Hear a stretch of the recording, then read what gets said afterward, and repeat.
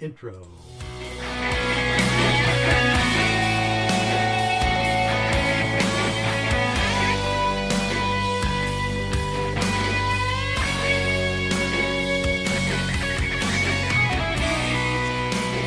Live from the Emerald City in Seattle, Washington, the UFO, Bigfoot, and Paranormal hotspot of the Pacific Northwest. Coming directly to you listening in around the world. This, my friends, is Spaced Out Sunday. I am your host, Michael W. Hall, the paranormal lawyer, occupying the captain's chair tonight for SOR headquarters. We welcome you to tonight's show, including all of our listeners on the digital side at Revolution Radio. And don't forget, you can always find us on the archives for free at youtube.com/Spaced Out Radio. Just do us all a favor and hit that subscribe button. Our website is spacedoutradio.com, where we have a plethora of features for you, including rocking out to some Bumblefoot, shopping at our Spaced Out Radio store, and catching up on Captain Shirk's SOR Newswire, and so much more. Tonight's show is brought to you by Chive Charities. Help make the world 10% happier by donating to Chive Charities today. You can find them on our website. And tonight we have a very special guest and a good friend of mine, actually, Gary Voorhis from the USS Nimitz UFO encounter, and the Princeton, group is going to be on the show tonight. We're going to talk about a little bit of everything, probably UFOs, UAPs, and the organization that Gary and Kevin Day have formulated to go back out potentially to look for these Tic Tac UFOs off of Catalina Island. So we're going to have a lot of fun talking UFOs and maybe the newest releases that the Navy and the Pentagon, the DOD have been portraying on the internet. Well, before we do that, of course, we've got our good buddy Peter Davenport from the National UFO Reporting Center with us as usual for the first half hour of the show with UFO UAP sighting reports from around the world. Let's bring Peter on first. Are you here, Peter? I am here. Good evening, Michael, and good evening, Gary. And Gary, yeah, you there, buddy? Oh, yeah. I'm here, ready to go. Fantastic. All right, well, this is going to be interesting. First of all, just let me tell everybody at the top of the show here, this is, my gosh, it's April 25th already, 2021. That means May is just right around the corner. Mayflowers and, the full-blown spring and summer is coming very shortly. Gary, you're down there in Florida. I apologize for this being a late night for you because it's only 9 p.m. Pacific Standard Time on the West Coast where I'm located in Seattle. But what's the weather like down there in Florida where you're at? Muggy, hot. It's muggy and hot already, huh? Oh, man. Yeah. Well, it wasn't too bad today. I'm just biased. If it's over 65 with a breeze, I'm not happy. I'll bet. Oh my! And as you well know, I attended the Edinburgh, Texas UFO Festival a couple weeks ago, where, oh man, Gary, it was 105 degrees and humid like you wouldn't believe down there in the Gulf of Mexico. Yeah, it'll get like that up here in the summer, but it's I think last summer got over 106. Oh my! Yeah, and which major city are you close to? Well, if people are familiar with Central Florida near Ocala, Villages area. Okay, yeah, definitely. And Peter, you're out there in Eastern Washington. You say it's still a little cool, huh? Yeah, it's been freezing at nights recently, so it's going to take a while for us to get to summer type weather. Well, I like cooler weather, actually. I'd rather put up with cool nights and no mosquitoes. Yeah, well, I agree with you there. And Peter lives right on a golf course So he has a sweeping view and lots of places to walk and exercise. But yeah, that could get really hot out there in eastern Washington as well. Yeah, sure can. Well, what has been happening? Gary and I are going to sit back and relax and listen to whatever you want to tell us since last week, Peter, on maybe UFO and sightings that you might have heard about this last week. Yeah, I've gotten a lot of reports over the last week or 10 days. The big one was the rocket launch out of Cape Canaveral, though. Oh, I'll bet. Friday morning. And do I understand correctly that they launched 4 astronauts on that?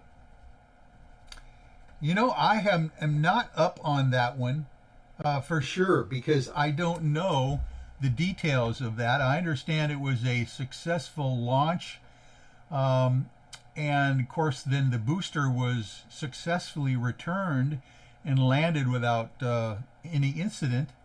But I don't know how many people, if anybody, is up there orbiting at this point. I was a little surprised to read an article this morning that asserted or reported that there were 4 astronauts aboard the capsule. And that surprised me because there was no build-up to it that you are normally accustomed to seeing before a launch of that nature.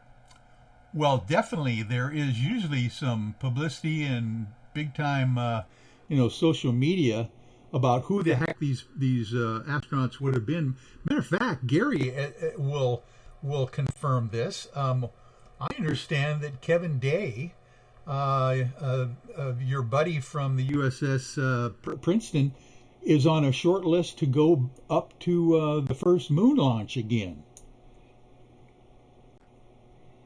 Is that your understanding, Gary? Yeah, I guess he's kept put on the short list. So he's getting towards the end of it. Yeah, I can confirm it was 4 astronauts went up. Shane Kimbrough, Megan MacArthur, Akihiko Hashide, and Thomas Paquette. I'm horrible with names. All right. But yeah, four astronauts went up yesterday. Wow, that's 5 great. in the morning yesterday. Oh, that's great, Gary. I had no idea. Do you know what their mission is going to be? Is it just orbiting the Earth? You think they're going to head out farther out of orbit or anything? These ones has a little bit of a write-up right on their webpage. I didn't go through the whole thing. Looks like they're going to the space station. Oh, there you go. Okay. Yeah. Oh well, that'll be good. Then they're probably spelling someone or joining some other folks up there. Hopefully we'll get some live feeds from there, and maybe some more UFOs that they've sighted. I always love those feeds that they give you from the space station, because there is anomalous activity in the background that they don't mention if you're careful when you look there. And it's appreciated again. I would just like to have a continuous feed all the time. You never have it turned off. But that would be nice. Yeah, wouldn't it? They used to do that, but no more. Well, it's never been an absolute continuous feed. There's always been cutoffs just due to some types of atmospheric issues. Sometimes it just goes out, but yeah, but there's never been a continuous feed from space. Very interesting. All right. Well, didn't want to jump on you there, Peter, but you're back on him if you want. Yeah, I'd like to begin with a report that I received Wednesday of this past week. It comes from your neck of the woods, Michael. It comes from Briar, Washington, just east of you. Oh, my.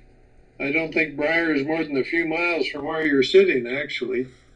That's right. But, an adult male submitted a report asserting that on Tuesday, the 20th of April at 11:43 p.m. at night, he was staring out his window and he saw an oval-shaped object in the distance he felt it was, although it's very difficult, bordering on impossible, to know how far an object is from you if you don't know its size. And it was making no sound at all. It hovered for 15 minutes, and here's where it gets interesting. And this is what makes me include this report in my report tonight. It suddenly blinked at least once, maybe twice, and then at a very high rate of speed shot up into the night sky and disappeared from his sight. So, and he has very good educational credentials. I suspect he's a highly reliable witness. And if it were the only type of report, or the only report of this type that I'd received, I might not have included this except for the location in proximity to you, Michael. Wow, it's just it hovered, obviously, and blinked a couple times, and then shot straight up in the sky. That has got to take your breath away when you see something like that. That I mean, it's like this Lou Elizondo, thing that he says that just shows these maneuvers that we cannot, do in our current capability or physics. It's just I've heard of that. You've heard that many times, Peter, but it just streaks out and disappears. Yep, it happens frequently. Yeah, with those types of sightings, those are the type of keywords like you had mentioned. I'm looking for it because I'm looking for it. Taking right angle turns. Rapid increase in speed, and especially when I hear like somebody say that it was hard to realize, that it had moved or that it was moving around because of how fast it would change positions. Those are the type of things that I kind of look for because I know, I know what it was when I saw it. So that's, it's kind of, I'm waiting for certain things, and that hits the keys there. Yeah, very, very interesting. I've got a few reports that I'll present towards the end of my report, Gary, that you might enjoy that because they're very similar to the one I just recounted to our audience. But the next report I'd like to share, Michael, comes from Appleton, Wisconsin. This is the 22nd of April, that is Thursday of this past week, at 8:50 p.m. local time. The gentleman reports that he was taking his garbage out, and he had an intense feeling to look up, an intense urge to look up, and he did. And what he allegedly saw was a triangular-shaped, metallic-looking object that appeared to be tumbling in the night sky. But tumbling may not be the right term. He describes how it was rotating around its axis, but it was not moving forward. So I think rotating is probably a better choice of words here. And he got some good video of it. He's going to send it. I haven't seen it yet, but the credentials of the witness are rather impressive. He's a former sergeant detective for a law enforcement agency, and he's worked as a paramedic and firefighter in the southern United States. So he's probably accustomed to being a very discriminating observer. But this report I might not have included as well, except for the fact that I've got several more like it. The next one that I'd like to share comes from Firestone, Colorado. This is this past Friday morning at 2:40 in the morning. An adult female reports that she witnessed a chevron-shaped object, silent, with 7 lights across the front edges of both wings. And she got a good look at it. She saw it for 3 to 4 seconds. So she saw it long enough to be able to confirm to herself that she was indeed looking at what she was perceiving. she was out looking for meteors in the northeast and northwest sky, and this object proceeded, unlike the case in Appleton, this object proceeded to move in a leisurely fashion across the night sky, going from west to east. So it was approximately the size of the apparent size of a full moon in the night sky. So it was a prominent object in the night sky. Oh my! That's a chevron with obviously she mentioned at least 5 lights on each. Was it on each side or all across? I think it's each side. She implies multiple lights. She says 7, but in a situation like that, during a very short sighting, it would be difficult to confirm the number of lights, I think, for most people. Yeah.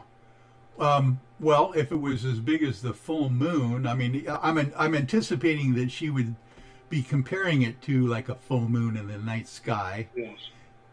That's probably big enough to be able to determine how many lights that were there, but and it was just leisurely moving along. That's interesting. Yeah. How much of the sky it covered in the 3 to 4 seconds that she observed it, she doesn't say. Well, it's interesting. That one's interesting, just because it sounds like she looks in the sky on a regular basis for other astrological things, and this kind of just threw her for a loop, since she kind of knows what she's looking at, in the sky. So I agree, Gary. She's probably a seasoned sky watcher. That makes a big difference among witnesses. So good point. Wow. Two triangles, or at least a triangle and a chevron. Interesting. Yeah. Also, Michael, I'm getting a lot of reports of orange, yellow, and red fireballs, principally orange. And this next report comes from Branford, Connecticut. This is like the last report on Friday, the 23rd of April, just 2 days ago, at 8:55 p.m. East Coast time. An adult male reports that he witnessed a bright orange fireball moving slowly across the trees near his house. And as he was standing there, the object disappeared out of his sight. He doesn't say whether it disappeared rapidly or slowly, but as he was digesting the information about that first one, a second one rose from behind the trees, rose up above the trees, and disappeared in the same direction that the first one had left in. So. Oh my! So he's saying a second one, meaning it was similar to the first, just came up out of the trees. Wow. Apparently 2, and the color is significant. Orange. I'm getting just literally dozens of such reports a month about red or orange. Let's call them fireballs for lack of any other term, even though they don't appear to be on fire. Yeah. But he reports that the sighting lasted for approximately 2 minutes. That's long enough to get a good look at something. And it's kind of unique in the fact that this one came up out of the trees from the ground, not disappearing into the trees behind the ground. So that's kind of begs the idea of controlled flight or something. Yeah. I wish that witnesses were a little bit more verbose in describing these things, but we have what we have, and he doesn't describe it in sufficient detail to be able to make any kind of conclusions, I feel. Yeah. He does record the fact that there were 2 orange objects near Branford, Connecticut on Friday night of this past week. And it seems to me that that basically these things are they're not they don't have any sound as well, or else they probably would have said something, about the accompanying sound with it, which is very peculiar when you see something moving like that or even hovering without any sound. Yeah. This witness doesn't address the issue of sound. Yeah. That they were bright orange, she emphasizes, in color, radiating light all over the surface of the light she was looking at. And her report is very similar to one I'd like to move on to from Watauga, Texas. This also is Friday night, the 23rd of April, at 23:36 hours or 11:36 p.m. A husband and wife were out looking at the night sky from their back porch, and their attention was immediately drawn, she writes, to two large glowing objects in the sky. She writes that they were bright orange with a little tint of red in them and gliding silently upward to the left of their field of vision as they looked to the east, so the objects were going to the north. She estimates, although this is a difficult thing to estimate, that they were initially within 200 feet of them. Whoa. So that's pretty close. She doesn't address how big they look, but they seem to float or glide, she says, to the north. One appeared to be rotating or spinning somehow. She doesn't describe it in any great detail. And the interesting part of this report is both of the witnesses are highly educated professionals. So yeah, they're probably good and good witnesses. Well, my goodness, if they are estimating it'd be that close, matter of fact, indeed close enough to see it spinning or rotating, that seems like a very close encounter. Yeah. Yeah, especially with the phenomenon of plasma balls or energy balls, being able to actually notice it enough that it's rotating. Matter of fact, this phenomenon has kind of interested me a little bit more recently, due to some more of the prominent people in our field attributing a lot of things to phenomenon-based activity rather than specifically UFOs or aliens or anything of that nature. So this is definitely the whole plasma or energy balls or light balls has definitely interested me more in the last probably year than a lot of other things have. I'll bet. Well, you know a little bit more about the physics, Gary, than most people because of your experience with the Aegis radar and all that kind of stuff. So would something like that paint on a radar return, like if it was a plasma? It really would depend on where it was and how big it was, and yeah. I mean something would definitely come back trying to run radar through plasma because it's high energy, but I think that it wouldn't come back as a solid return, not like not like a solid physical object. Interesting. At least not with the spy radar. If it's a plasma radar, it should, or excuse me, if it's a plasma, high temperature plasma, it probably would reflect a radar signal, I suspect.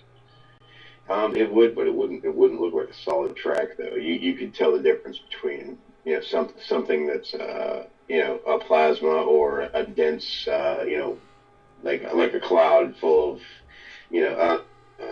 like a real dense cloud or a storm or something like that will actually reflect too, but or ice and stuff like that. But it doesn't reflect the same way as like an object, like a solid track object.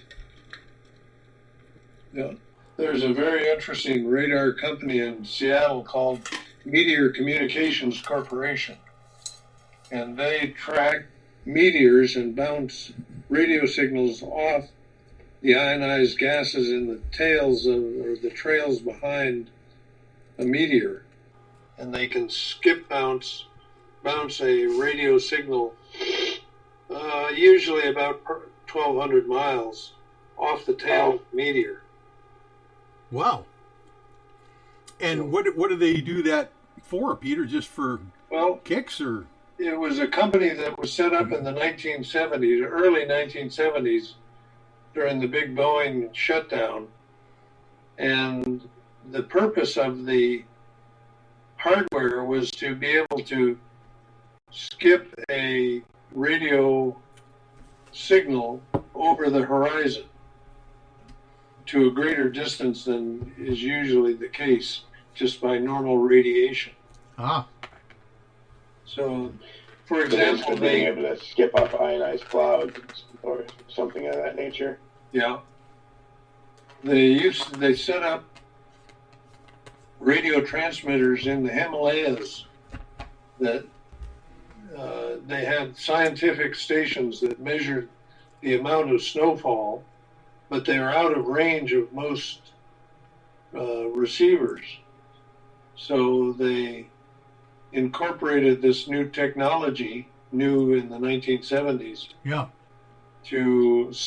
which sat and listened for a meteor trail, and when it detected one, it would send out a burst communication that would skip off the meteor tail and be intercepted by a more distant receiver.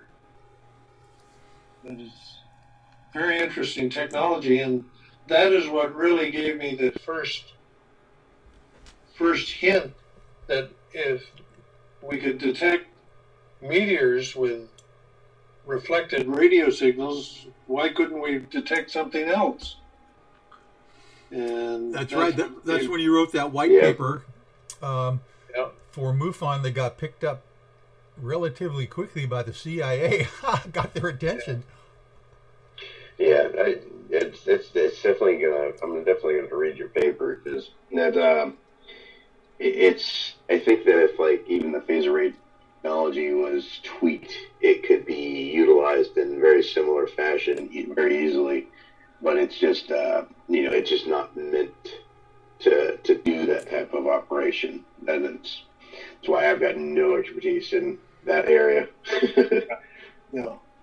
Well, we'll be talking about that and similar things like that with Gary as we go on with the show, because the UAPX expedition group that Gary has formed along with Kevin Day and Jason and a bunch of the other guys from the Princeton and the Nimitz, they've got gear like you won't believe, Peter. It's going to be very interesting when they go back out to the Catalina Island area looking for those Tic Tac UFOs. And Peter, we will definitely keep you in the loop if these guys find anything as they go back out again. It's going to be fascinating to see if those Tic Tac UFOs are still around. Yeah. They're probably in a distant galaxy by now, but who knows? Who knows what they might find out there. And if we have a minute more, I'd like to close with what I thought was going to be my last report from this one from Portland, Oregon. Do we have time, Michael? Oh, we sure do. Go right ahead. Take your time. This report comes from Gresham, Oregon. For those people who are not familiar with the Portland area, it's just on the east side of the city of Portland, Oregon. And an adult male reports that, again, like so many of the reports I've reported tonight, this occurred this past Friday night, 2 nights ago, 8:30 p.m. in Gresham, Oregon.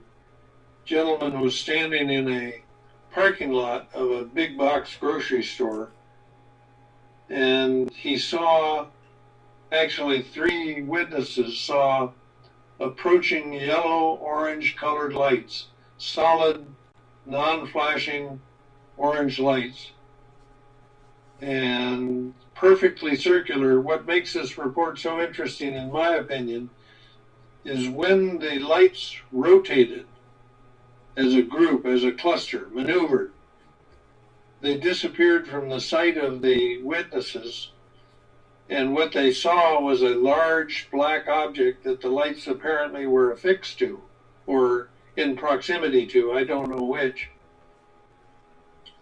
But they report that these lights split up and they were in the approach pattern for Portland International Airport. And one of them actually went under very close to one of the approaching airliners. And it makes me wonder whether the air traffic controllers in the tower may have seen these. Usually we get a call from the FAA when they have a sighting like that, but not always. So, wow. So he claims that they were moving initially to the southeast, and as they went over his head and went generally southeasterly, as he looked up at them, they were beginning a slow turn to the northeast, which they executed.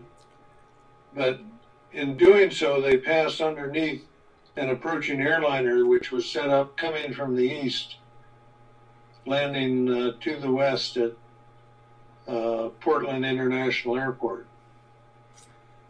So, oh my, that reminds me of the reports that you've been telling us for the last couple weeks of commercial airliners actually calling into the tower wondering what those UAP are that streak right by them.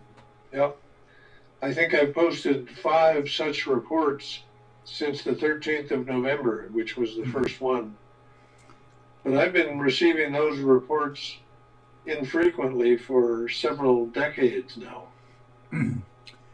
Yeah, and did they? You're saying that these were kind of orange lights in some kind of a formation, rotating or whatever. Maybe perhaps. Yeah. Again, I don't have enough information to be able to report to our audience exactly what they looked like. But at one point, they went out, and when they extinguished, the witnesses on the ground could vaguely see a dark mass where the lights had been. Oh. So initially, they thought it might be some kind of peculiar drone flying illegally in a control zone or Class B airspace, as it's called. But yeah, they don't know. They perceived that the object was larger than the average hobby drone. So it's a very interesting case. And to close it off, Michael, as I was putting this report together about 9:20 tonight, make that 8:20 tonight, I got a call also from the Portland, Oregon area, a woman reporting something very similar to what I've just reported. Orange spheres moving slowly across the night sky. Have no idea what they are, but they shouldn't have been in the airspace where they were seen. You know, it's interesting because what was it? It was in the 40s when Portland, Oregon was the hotbed of UFO activity down there. Just before almost the Kenneth Arnold sighting. They don't get a lot of publicity in pre-Kenneth Arnold days down there in Portland, but that was a major flap going on for some reason out of Portland. Yeah. I think I've read reports about some of those sightings. Yeah, it was totally ridiculous, and people were saying that Portland was being invaded at the time. They were really up in arms about the thing, and then, of course, the the Maury Island one hit then first, and then the Kenneth Arnold one hit, and just kind of everything went nuts across the entire United States. Well, Peter, thank you very much for this very amazing update here. We are just to recap. We had Briar, Washington sighting, Appleton, Wisconsin, Firestone, Colorado, Branford, Connecticut, and Watauga, Texas, Portland and Gresham, Oregon. Oh my, things are heating up. I saw that article in the New York Times about your interview recently, Peter, yes. where they were, as they always do, try to find you and try to find out what the sightings have been, and you were forthcoming again, saying the sightings seem to be up. Yeah, but they fluctuate pretty broadly. It's hard to say whether there's any significance to the fluctuation of sightings. Yeah. Because there can be an overflight of Starlink satellites, and that'll give rise to a dozen or more reports in a month, or more than that, actually. Sure. And it gives an artifactual sense of what's going on. Well, the good thing with Starlink, though, is it's pretty unique the way it looks, so it's easy to detect. Yeah, it is. If you catch it after it's been orbiting for a few days, because they oftentimes start out as a cluster, and they seem to straighten out over time. Good point. Yeah, because they're coming from one payload bay initially, so they're kind of clustered together when they get released. Yeah, you're right. Eventually, he wants a crazy amount of those satellites in orbit. Yeah. Something like 12,400 of those satellites are going to be up there. I've been meaning to contact Elon Musk and ask him to set up a website so that if people see a cluster of lights, they have sufficient data to be able to identify them positively. And not bug you about them. Yeah, most of all, not bug me. That's right. Well, speaking of bugging you, Peter, let's give everyone the contact information for the National UFO Reporting Center so they can know how to get a hold of you if they've seen something unique. Yeah, thank you for that, Michael. If people see or have seen what they believe was a UFO within the last 7 days, I'd like to invite them to call the hotline, the UFO hotline. That number is area code 206-722-3000.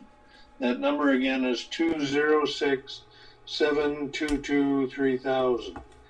We invariably ask callers to follow up their call with a written report, which they can submit using our online report form at our website. The website address is ufocenter.com, UFOCENTER.com.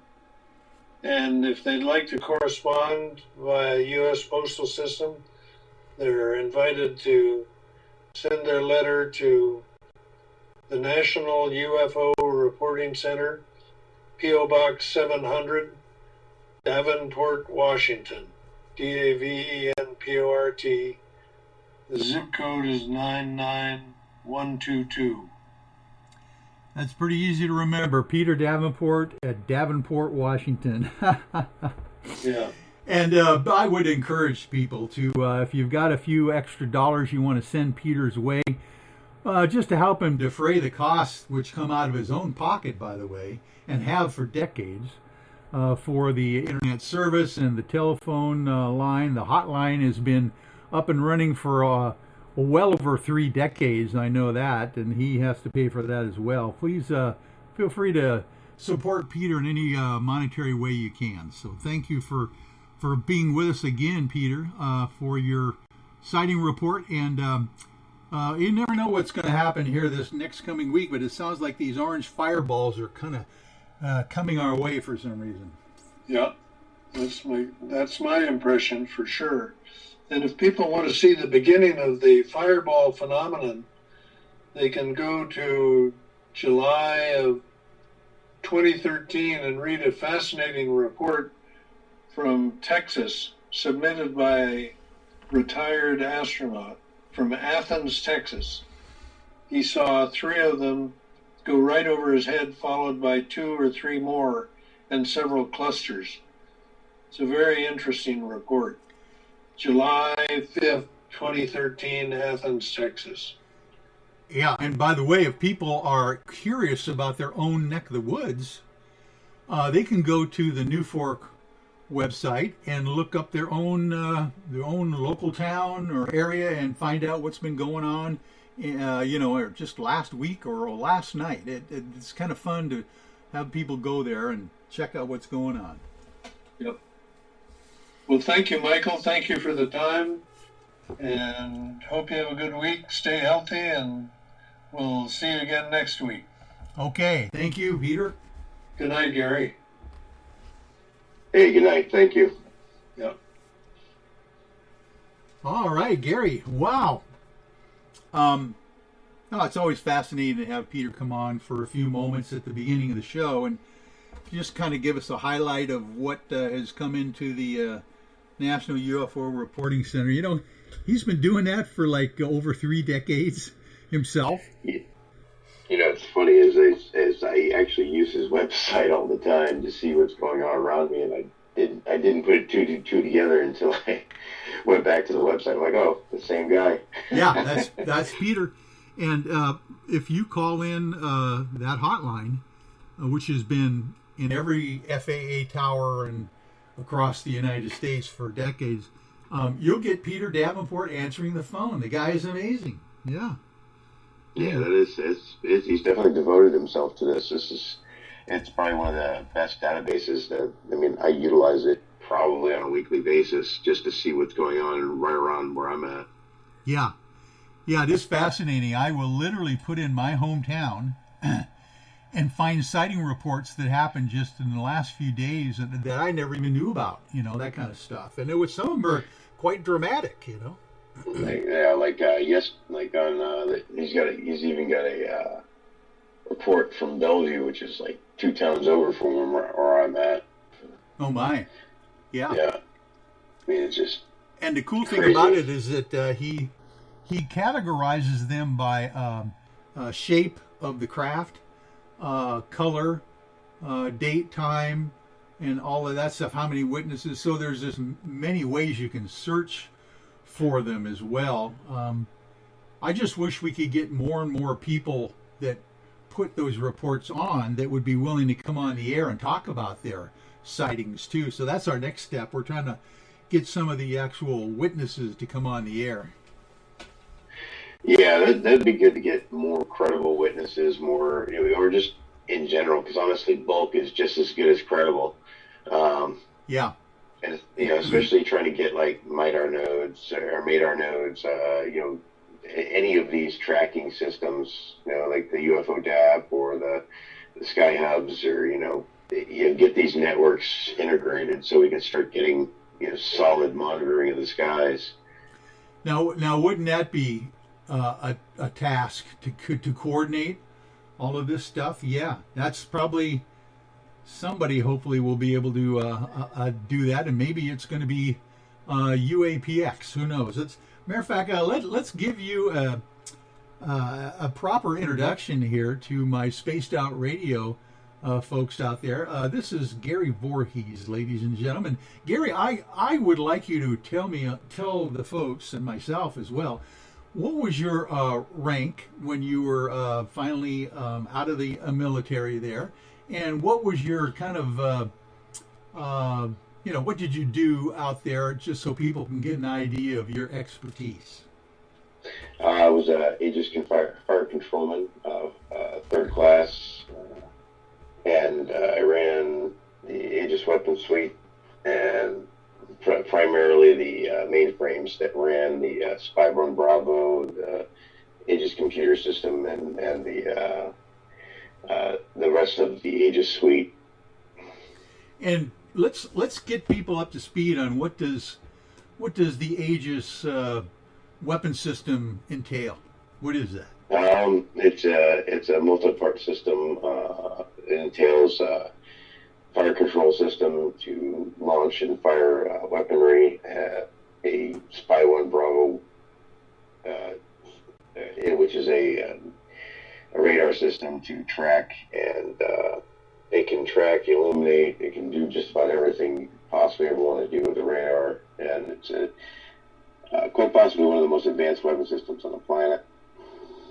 Wow. And this was on the USS Princeton as part of the Nimitz group, or was this on the... Yeah. Okay, so this was on the Princeton where you were stationed, right? Yes. Along with your buddy Kevin Day as well on the Princeton. Mm-hmm. Yeah. Yeah, me, Kevin, and Jason were all on the Princeton. And Jason Turner as well. Okay.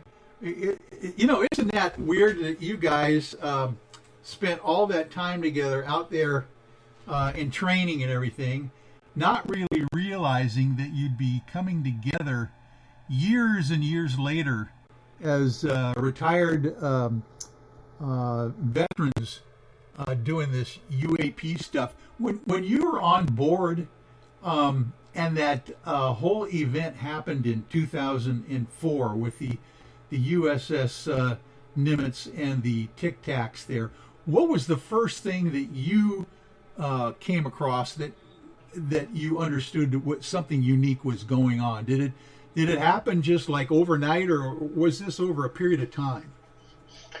Well, it was over a period of time, but honestly, until I saw the video, it really didn't hit home. I mean, until you see something, other than just a radar track, a radio track. A radar track is just a inanimate object on a screen. It's not, it's not actually seeing the object, so it's not as it doesn't drive home until.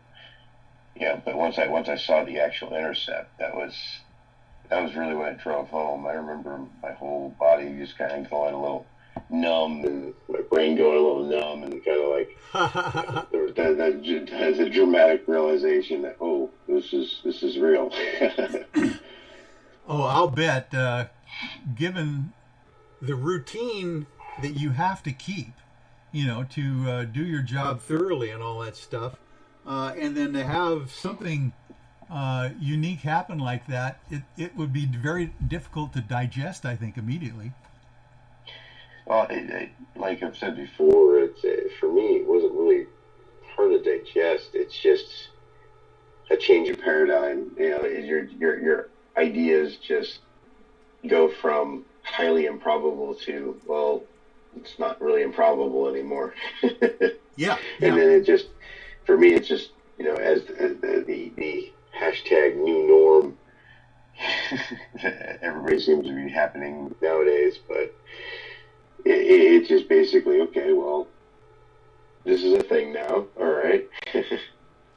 Yeah, now, when this thing happened out there, was this something that at the time on the ship, either one of the ships in the carrier group, were people talking about it like they knew something strange was going on, or was it quite hushed up at the time?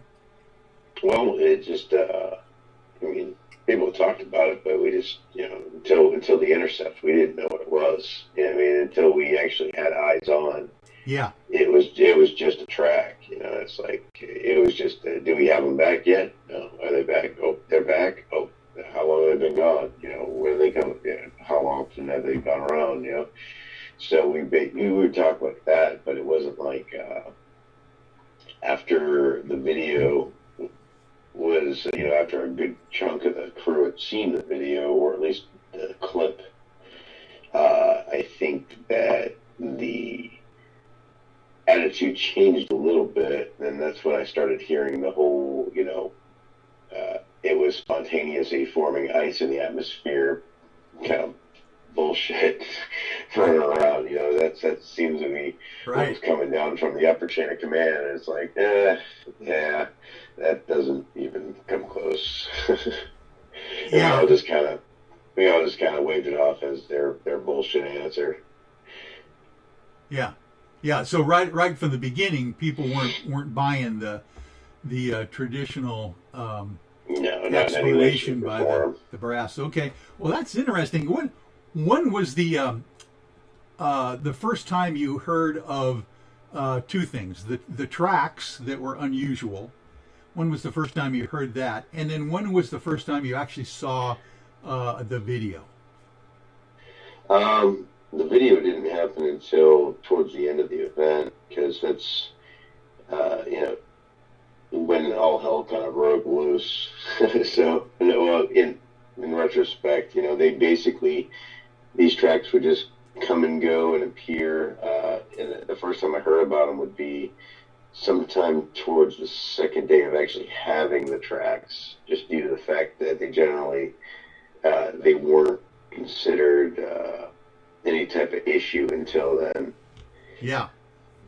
And I understand that these things were like just like appearing, like dropping down from 80,000 feet or something to 28. Well, that wasn't until they were intercepted. Honestly, prior to that, they were just kind of coming down through the channel between Catalina and California, and just kind of drifting down at 100 knots. Yeah, and you know, they really weren't doing anything to us, which is why we generally didn't do anything to begin with. Now, isn't that strange? 100 something is traveling without falling out of the sky at 100 knots an hour. Yeah, that's crazy slow for an aircraft. And where is it? I think you said they were multiples of those tracks kind of going along together, or just one at a time? Sometimes it'd be. I never saw anything over 3, but from what you know, Kevin was saying, you know, he said he's seen all the way up to 10 at a time. So yeah, I say, you know, so between 1 and 10 at a time. So. And on the radar, you wouldn't have been able to determine the size or the shape of those objects at that point, right? Usually it's just each individual track is identified as just a small symbol. Now, depending on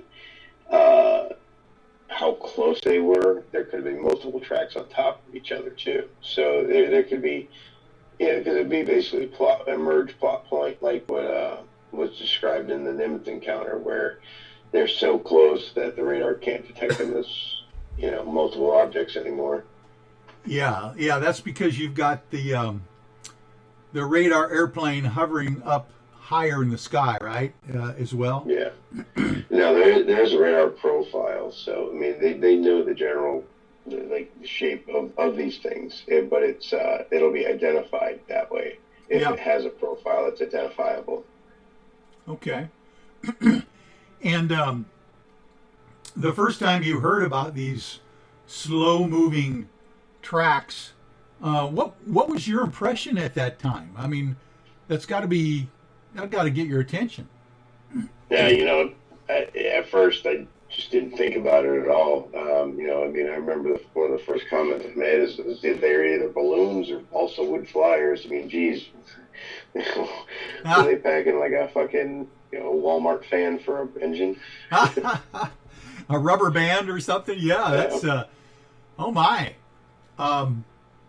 And so maybe the second or third day you're still hearing about these. Is this something that you actually get to see on a radar scope yourself, or is this something you just hear from your colleagues? Yeah, anytime there's downtime, and you know, I mean, because unfortunately, whenever the tracks were there, there's a ton of people in combat, and usually. So I mean, if you weren't need to know or something like that, a lot of times they'd kick you out. But with my console, you know, we took care of all the consoles that were in there also, so there was no kicking us out. But generally, we tried to stay out of the way. But yeah, I would look over their shoulders to see the tracks on the scopes. But I mean, all you're seeing is just a small little triangle with some symbols and some nomenclature. So I mean, it's not really like impressive to see on the scope. You know, really, the only thing I went down there to find out is elevation and bearing, so that I can kind of see if it's close enough for me to try to get a peek at it. Yeah, was that something that you were maybe attempting to do also, is see if you could see it from the bridge yourself? Or yeah, once we clarified that they were solid tracks, I pretty much spent most of my time trying to see them. So, and then unfortunately you have to dodge certain people on watch, in certain situations, just because of my low rank. You couldn't just walk walk out on the bridge wing, depending on who was on watch, you could get out there. Yeah. Just like, ironically, Sean Cahill, if he was on watch at the bridge, I wouldn't go near the bridge because he wouldn't have let you out on the bridge wing. Not while we were in transit. Yeah. But we'll just say some other officers weren't as observant as he is.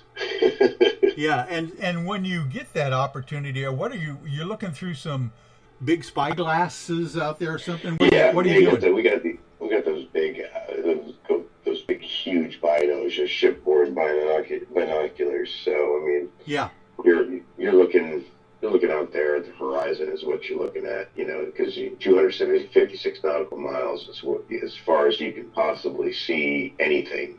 And during twilight, nighttime was the best times to really see them because they did have a glow to them, so you could see them. During the day, it was a lot harder to spot. They generally tended to be just a black speck, and generally, unless they were moved in a weird way, that was the only way you could really tell that you were looking at the right thing. So, it wasn't as spectacular as you would think it was, but at least it's, it was visual representation of what I was looking at on scope. So, yeah. What did you actually get a chance to get your eyes on it through one of those binocular systems at all? Oh yeah, no, and like I said, at night you could see it pretty well. And then some of the, like, I know Sean, what he saw was at night, and he actually was able to see, a much better display of lights than I did. I just saw this on the horizon, and so it was pretty interesting to hear his account, and then. Do you remember what his account was? What he said? That I don't know for sure what it was, but that'd be kind of interesting if you knew. Well, he talked about how he could see it where it came as a single point of light and then broke up into 5 different lights. Oh. So I mean, it's his account kind of blew my mind because I was like, shit, I wish I was up there at the time. If he was up there, I definitely wouldn't have been. So I avoided him like the plague. Yeah. So he actually, and you're saying above the horizon. Was this like just above the horizon, or was it like a hand above the horizon? Do you know how far up it would have been that you saw it, maybe? Well, as far away as they were, you couldn't really tell how. It was just you were looking out as far as you possibly could, and if you're looking at elevation and bearing, you're basically kind of generally looking at a certain section of the sky, but it's not. It's so far out you can't tell. Yeah, but of course, and plus, it was different it was different than a star, is what you're saying, though. Oh yeah, well, I mean, it was just sitting right on the horizon, so I mean, it really wasn't. Okay. You could tell that in especially if it was coming towards you, because it would get bigger and then it would disappear. I mean, and then you'd go down the combat, and then it would be they're gone. And like, okay, yeah, I figured that because I couldn't see it anymore. Yeah. Oh, that's weird. So, wouldn't it be interesting if they're going underwater at that time when they're gone? Or you didn't see them shoot straight up in the sky, did you? No, you couldn't have. I wouldn't have been able to tell. I could have told you if they went up, but I didn't see them go up. Right. Most of the time, I think they went vertically or disappeared in a direction which I couldn't see. So I mean, at that distance, if they go away from you, you can't tell where they're going, or if it goes to the right or left, there's only so far before you can't see them anymore. So yeah. Because once it hits that 256 nautical miles, that's the curvature of the Earth causing the problem. Oh, I see. That is quite a ways away. Wow. Yeah. Well, that's the max effective range of the spy radar. So. Okay.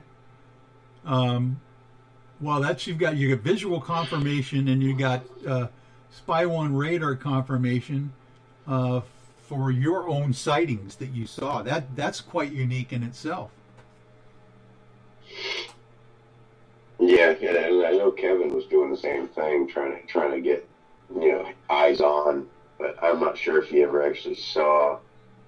I'm pretty sure he got to see some stuff too through the big eyes, but I think a lot of people were trying to do it, but I'd never seen anybody up there, and every time I got out there was just nobody there. Yeah.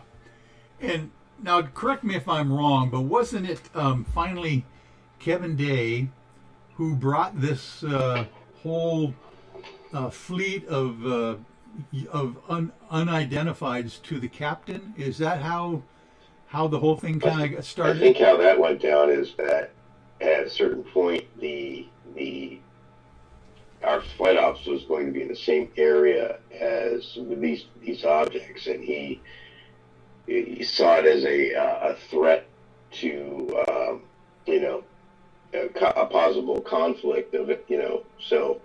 Not with the objects themselves, just saying, okay, we're going to be doing flight ops in there, so it's dangerous to have these things there, so we might want to check out what they are before we go and do flight ops.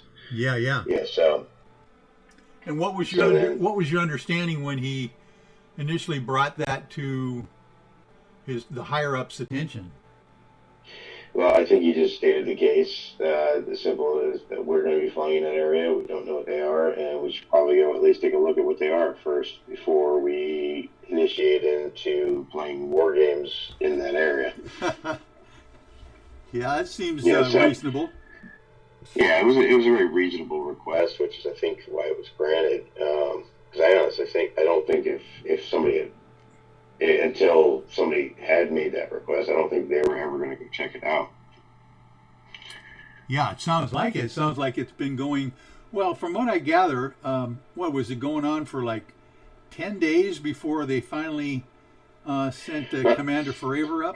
I'd say it's somewhere between 5 and 10 days. I don't honestly remember it that long ago. For some reason, I always had it stuck as a week, just generally a week in my brain. Yeah. Okay. By the way, what was the weather like at that time when you guys were out there? Was it decent weather? Was it like squally? I remember being clear. I remember being clear every day. I mean, it was generally.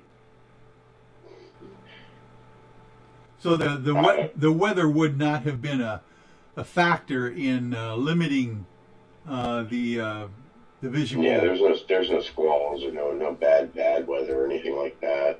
All right, and we're going to take a break here at the top of the hour, but I think what we'll do is kind of pick up maybe at this point and talk about what they actually saw from your point of view, from what you heard. Commander Fravor saw and Chad Underwood. With the video from that point, it sounds like you said all hell broke loose on that last day, what was the 14th probably of November, I think, back in 2004. We're gonna take a break now, and we'll come right back, Gary, in a few we got 6 minutes. You can take a break and do whatever you need to do, and we will do some more of this interesting interview with Gary Voorhis, ladies and gentlemen, from the USS Princeton. And by the way, thank you for your service. No one gets to say that enough. So we will take a break and be right back with Gary Voorhis. Looking for creative ways to get your company out in the public? How about advertising on Spaced Out Radio? Our sales department is waiting to hear from you, and we can work around any budget. From commercial spots to banners to special promotions, there are many opportunities to get your name and product out to our SOR listeners. For a price guide and more information, please contact us at sales@spacedoutradio.com. If you like it hot, real hot, then heat up your meals with Bumblefoot Hot Sauce. Get your Bumblefoot hot sauce today. The sauce, Bumblelicious, and the 4 million Scoville unit. Bumble, we're going in hot, real hot, coming out even hotter. Keep the milk in your butt.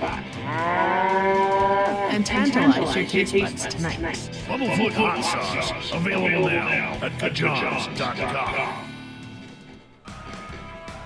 Get your horns up with me on Spaced Out Radio. This is Ron Bumblefoot Fall. Come tune into SOR where you can hear me rock out with Little Brother is Watching, the official theme song of Spaced Out Radio. And then come on over to bumblefoot.com where you can find out about my tour schedule, my music, and everything else. Bumblefoot.com keeps you up to date on what I'm doing and the best way to stay in touch with my music and music clips. Sign up for my newsletter at bumblefoot.com and remember, Little Brother is Watching.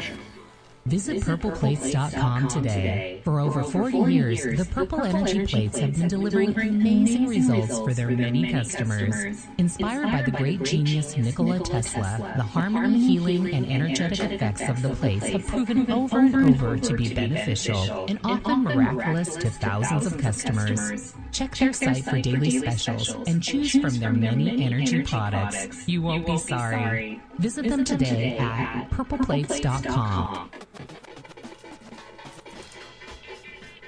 The SOR Vault is open for business, and we have some cool swag for you to pick up. All you have to do is head over to our website and click on the SOR Vault. You have a variety of cool logos to choose from, and put them on anything you want. T-shirts, hoodies, hats, coffee mugs, you name it, we can get it to you. So do your shopping by supporting the story you love. Get your Spaced Out Radio swag at the SOR Vault today.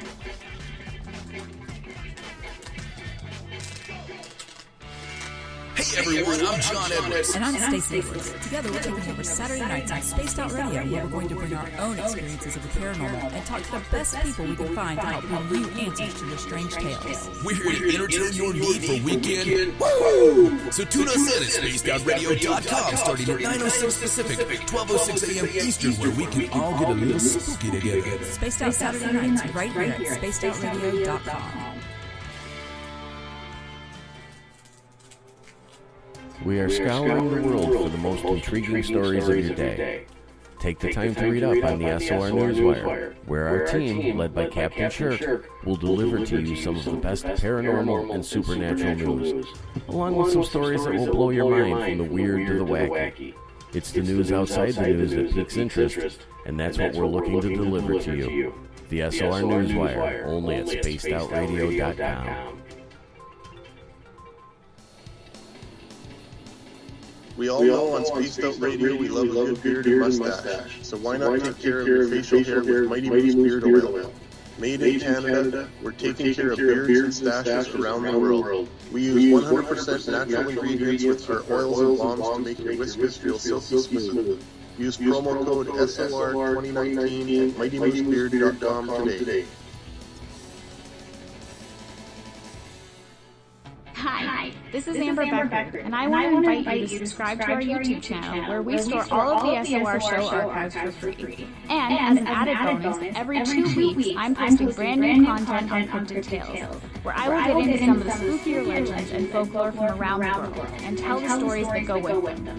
Find us at youtube.com/spacedoutradio and check out Cryptid Tales today. Drop a comment and let me know what you want to hear. See you there. Are you an experiencer of something strange that can't be explained? Do you want help finding out what's going on? I'm Ryan Stacey, head of the Experiencer Support Association, otherwise known as TESA. We've teamed up with Spaced Out Radio to investigate cases filled out in the SOR Sightline Report. We are independent and there's no cost to what we do. All we need is your experience. Let's find out what's happening together on the SOR Sightline Report. Hey, space travelers, this is John Russick, founder of the Tribe and Tribe Charities. If you know anything about our website, you know we like to do things a little different. We're not some faceless organization collecting money for a nebulous cause.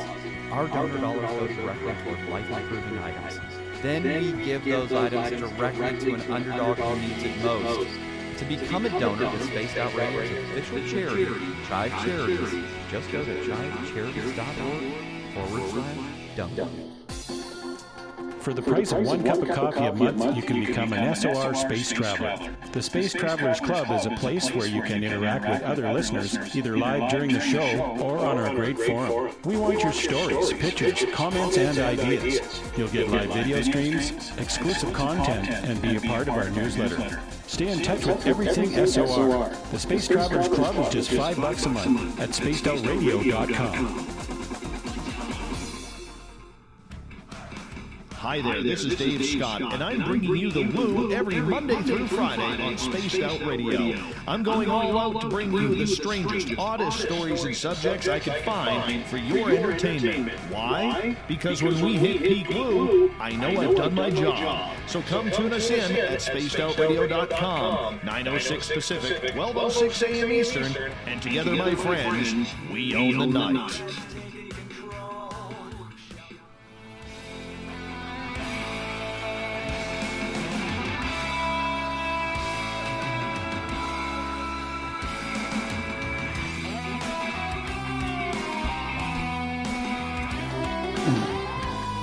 Welcome back to hour number 2 of Spaced Out Sunday. I'm your host, Michael W. Hall, the Paranormal Lawyer. Thanks for joining me. We welcome back everyone listening in on our terrestrial affiliates. WQEE 99.1 FM in Noonan, Georgia. And UPRN 107.7 in New Orleans, Louisiana. On the digital side, we are very proud to be on Revolution Radio. And don't forget, you can always check our archives for free at youtube.com/spacedoutradio. Do me a favor and hit that subscribe button. Our website is spacedoutradio.com, where we have a plethora of features for you, including rocking out to some Bumblefoot and shopping in our Spaced Out Radio store, or catching up on Captain Shirk's SOR Newswire, and so much more. And we are back with our good friend here and colleague Gary Voorhis from the USS Princeton and Nimitz Carrier Group, and we're talking about, well, the big event that happened in 2004 off the coast of San Diego, or down south from there, near Catalina Island and parts southern of that, about the USS Nimitz UFO encounter. I think where we left off, Gary, was we were getting up to the 14th of November when all of a sudden they decided, or I guess Kevin Day mentioned, that there's a problem with the sending up the practice runs when there's supposedly these UFOs up there. What's your understanding of how that thing came down that day with Commander Fravor? Well, the first thing I got exposed to was the actual intercept. Somebody came and got me and was like, "Hey, they went and did an intercept on it, and then we got video. You want to see it? Oh yeah, damn right, I want to see it." And then first time I saw it, I watched the video and it just stunned me. It wasn't until I watched it through the second time really did I actually see it. Yeah. So at that point, I took off because I wanted to get a copy of it. And then by the time I got something to get a copy of it, it was already off the drive, so we couldn't even watch it again. But oh my! Now, when you saw it, were you in the command center at that point, or how did you actually see it? I was in one of our spaces with on a TS computer, a top secret computer. Okay. And that just means that because on the ship there's two sets of computers. There's an unclassified and a classified side. So you have certain people that have access to what we call the secret LAN, and people that have general access. The general crew, everybody has access to like the unclassified LAN. That's where your email is, your outgoing and incoming emails from the outside world and stuff like that.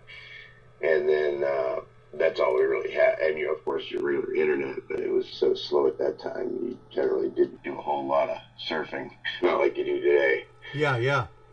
Interesting. But the secret side was just basically an enclosed network LAN that was just classified secret. So.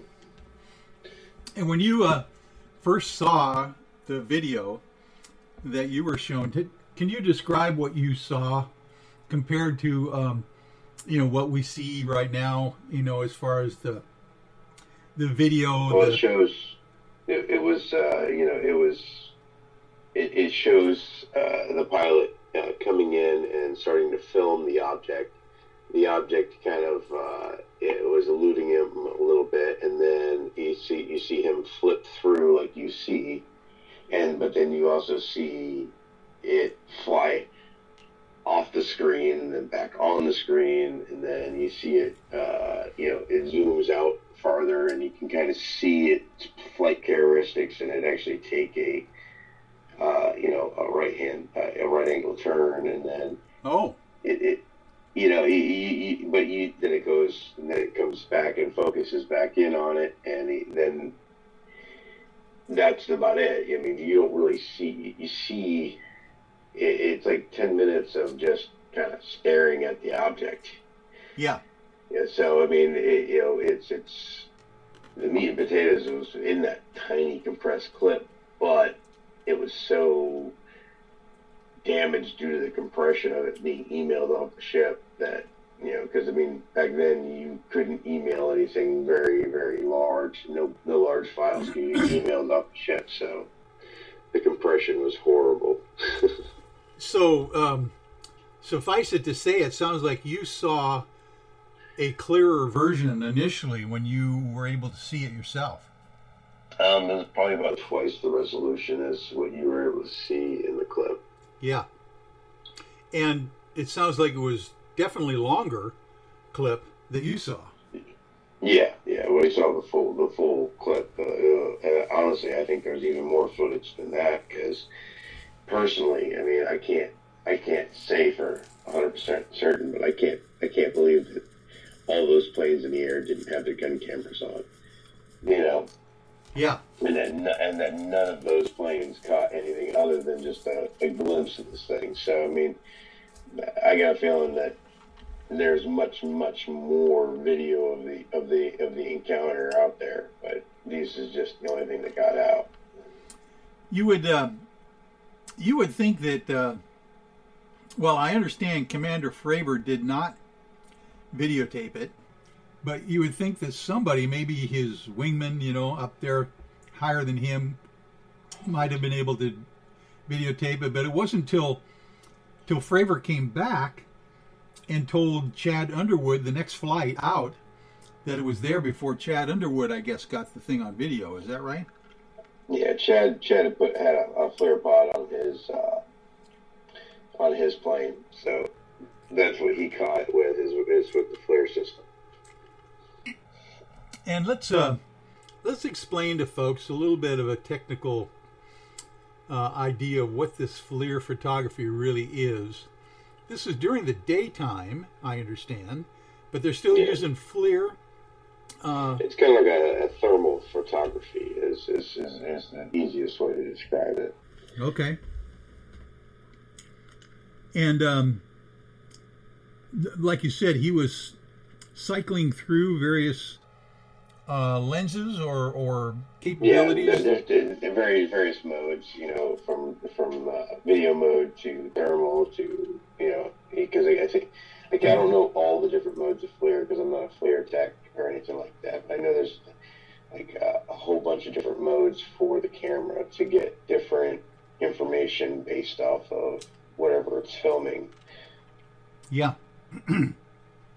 What was when you first initially saw that, video, what was your impression at that point?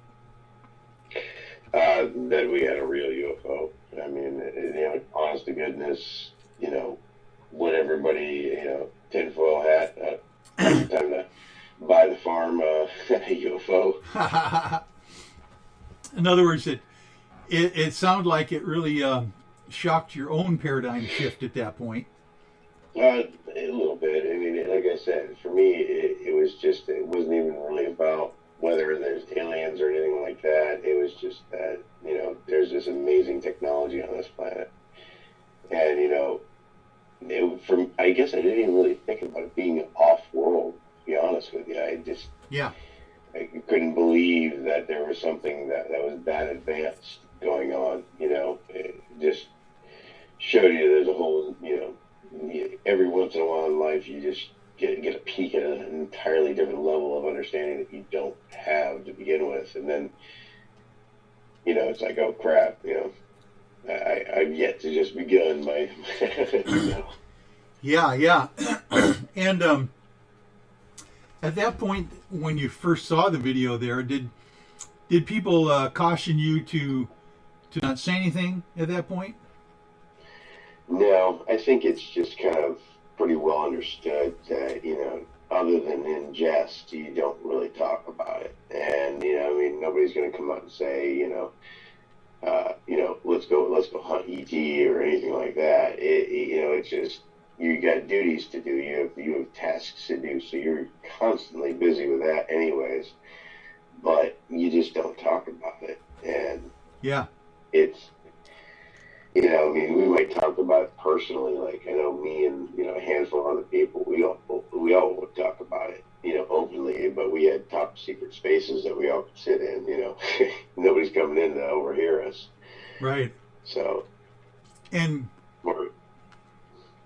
obviously, at that point, the news goes real fast on the ship. I understand, because they were playing Close Encounters music and X-Files music and cartoons and everything. Yeah, they had you know, from what Kevin was saying in the briefings and stuff like that, they were kind of jesting about it being aliens and stuff. And then of course they had it on the ship. They always got movies that are playing. You know, so for the people that are not on watch or don't have, I don't know too many people that had too much time, but, you know, they always had something playing to keep us entertained. So there'd be, you know, alien-based movies and things like that. So it sounds like there was definitely a buzz going on the Princeton and the Nimitz, that people were at least aware of what was happening at the time. I think anybody that was, you know, plugged in was aware, but, you know, even now, I talk to some people that were like in deck or, you know, in some other areas that didn't have anything to do with the technical aspects of the ship, you know, or the combat systems. Outside of combat systems, I don't think a lot of people were completely aware of, like, the engineers and the DC and, you know, the people below decks and stuff like that. You know, I think that maybe their chiefs and stuff might have known something was going on, but, like, you know, we're doing 24-hour watches where you're basically just trying to get a meal and some exercise in between them, you know, so yeah, you know, a lot of these guys had stuff to do while you're underway, so they didn't have time. But anybody inside combat systems absolutely knew. Well, and now you said that things started getting a little strange here after the event, or at least there was something unique that you, I think, were able to experience after this thing, after the actual videotape was obtained and the radar information was logged. Tell us what happened shortly after, or whatever, this event that was kind of unique as far as you're concerned. Well, after everything was said and done, you know, we had systems that were wiped clean, and we had people came on board and took our data recording. You know, I had to relinquish my data recording to my chain of command, so it was all confiscated. Now, had that ever happened to you before? Was this kind of like a routine thing they did, or was that unique? Well, to be honest with you, the way this was done was a little odd, just because it was very informal. But, like, no, you need to get them all. And matter of fact, if you have any tapes left, you need to record over those tapes. You know, because, like, even if they're brand new tapes, I had to pull them out of the plastic and record over the top of them so that they had a timestamp. Oh, I see. Oh, interesting. So, you know, that way there wasn't, you know, there was no way possible for us to have copies. So if there was any tape on board that they had a timestamp pre that date, then it was, you know, we could be brought up on charges, you know, that type of situation. So, yeah. and then, but The only other time something like this happened is when we had a downed aircraft during one of our deployments. They had, but they had requested the tapes, and it was just here's the tapes of what happened. So it wasn't really come down and we need all of these. Here, sign your chain of custody and disappear. Yeah. Did you have to hand the tapes over to someone in your chain of command, or was these guys people you didn't recognize? Well, the people that were getting them were basically khaki and polo shirts. They could have been tech reps. They could have been just about anybody, to be dead honest with you. But they were all the data recording was being taken and given to these people that came aboard. How many of them were there? 2 that I saw. And they were definitely, flown on board on a helicopter, or how did they show up? Yeah, they came aboard via helicopter. Wow. How is that a long flight to get to wherever you were from, San Diego or whatever? I don't know where they came from. Do you have any idea? No, it's not really. There's probably about 4 or 5 different places they could have flown out of and got to us within 40, 50 minutes. Okay. What was you gotta remember, we're just south of Catalina. It only takes, an hour to get there by ferry, which is really slow. Yeah, that's true. Okay.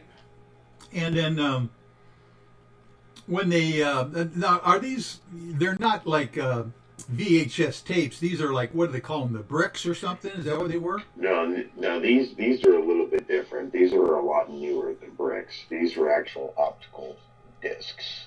Oh. So, yeah, these were part of the new baseline that we had installed prior to the deployment we just got back from. So they were all the at the cutting edge for the day at the time. Matter of fact, I understood that that whole system had been tweaked or something just prior to your deployment there, because they were trying to figure out if these things were a glitch on the system or something. Well, no, that's just standard. Basically, anytime we have something that doesn't make sense, then you basically want to make sure that it's not an error or an anomaly. Yeah. So these objects appearing and reappearing, doing 100 knots is definitely, doesn't make sense. So, and it's, you try to clear out those types of anomalies if in fact they actually are anomalies. But in our case, no matter what we would do to the systems, they would still come up as solid tracks. So, yeah. So that confirmed that there was definitely something there. And then, of course, when you see all the hubbub with these guys appearing out of nowhere, and well, the good thing about this is, and that something that kind of people don't realize is that yes, these systems were all brand new, but they were brand new prior to our deployment that we just came back on. We had already worked all the bugs out. We had already, it was already battle tested. Okay. Literally battle tested. Yeah. Well, that's we shot so many. Yeah, we had shot so many Tomahawk missiles off. It was ridiculous. We had did an entire salvo, and then went and picked up another salvo and shot those off too. So we were fully battle tested. Okay. And when these guys came on board, took this stuff with them, I guess. Was there anything unique that you were told by your commander at that point, or that you can remember? No, honestly, you gotta remember, I'm pretty low ranked, so they don't really have to tell me anything. I just have to do what they say. Yeah, so they just said, grab the stuff, give them to these guys, and wipe out whatever you might have even extra. Yeah, because it's just how it goes. You're assigned this, chain of custody. because I was the only computer technician on board, so I was the one that had to sign all the chain of custodies and stuff. Oh, okay. Oh, that's interesting. So if we did a FOIA request, your signature's going to be on there somewhere, releasing that stuff. It sounds like. Okay, interesting. That's probably part of national security, though. It's yeah. What day would that have been? Would that have been the same day, the 14th, maybe, when Fravor went up? It was the same day I watched the video, but I don't know if it was the same day of the actual intercept. Yeah. See, now that's the one thing that I always assumed that I watched the video the same day as the intercept, but I don't even know if that's actually the case. Oh, I see. Yeah. Because I have being where I was at, I have a little bit of a disconnect because I'm not actually standing the watches on the bridge or in combat. I'm kind of in the background running all the systems that are operating all the stuff that they're looking at. Yeah. So there's always like a little bit of a delay or a waiting game. Well, it's interesting to me that I heard a rumor. It was either that evening after the 14th, or it was the next day, or something like that, about a man overboard incident on the Nimitz. I understand. Did you hear anything about that? I vaguely kind of remember it. It was you go to general quarters and you have to count off and stuff if there's a man overboard. So I don't remember what happened about it, because it wasn't on our ship. It wasn't for us. We just go to flight quarters and we send up our helo that goes to do searches. So, we're not going and manning the rails looking for the guy. Yeah. So it's not as inclusive to us. I'm sitting in an air conditioned space, kicking up, playing video games, waiting for the next thing going on. Yeah. So someone might have been alerted on the Princeton for a support mechanism if a guy went overboard on the Nimitz, but other than that, if somebody went overboard on the Nimitz, what would happen was we would go immediately to flight quarters, and our helo would be launched for rescue operations. Yeah.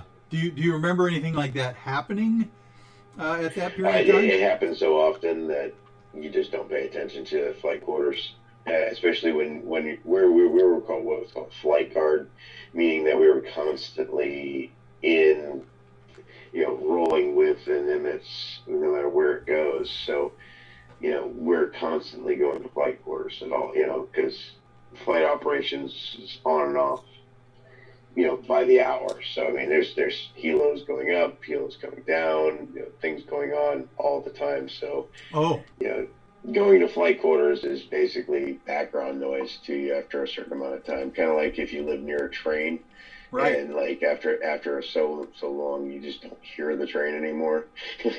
Yeah. That's kind of like what going to flight quarters was for us. It just means that I can't go to the fantail to have a cigarette.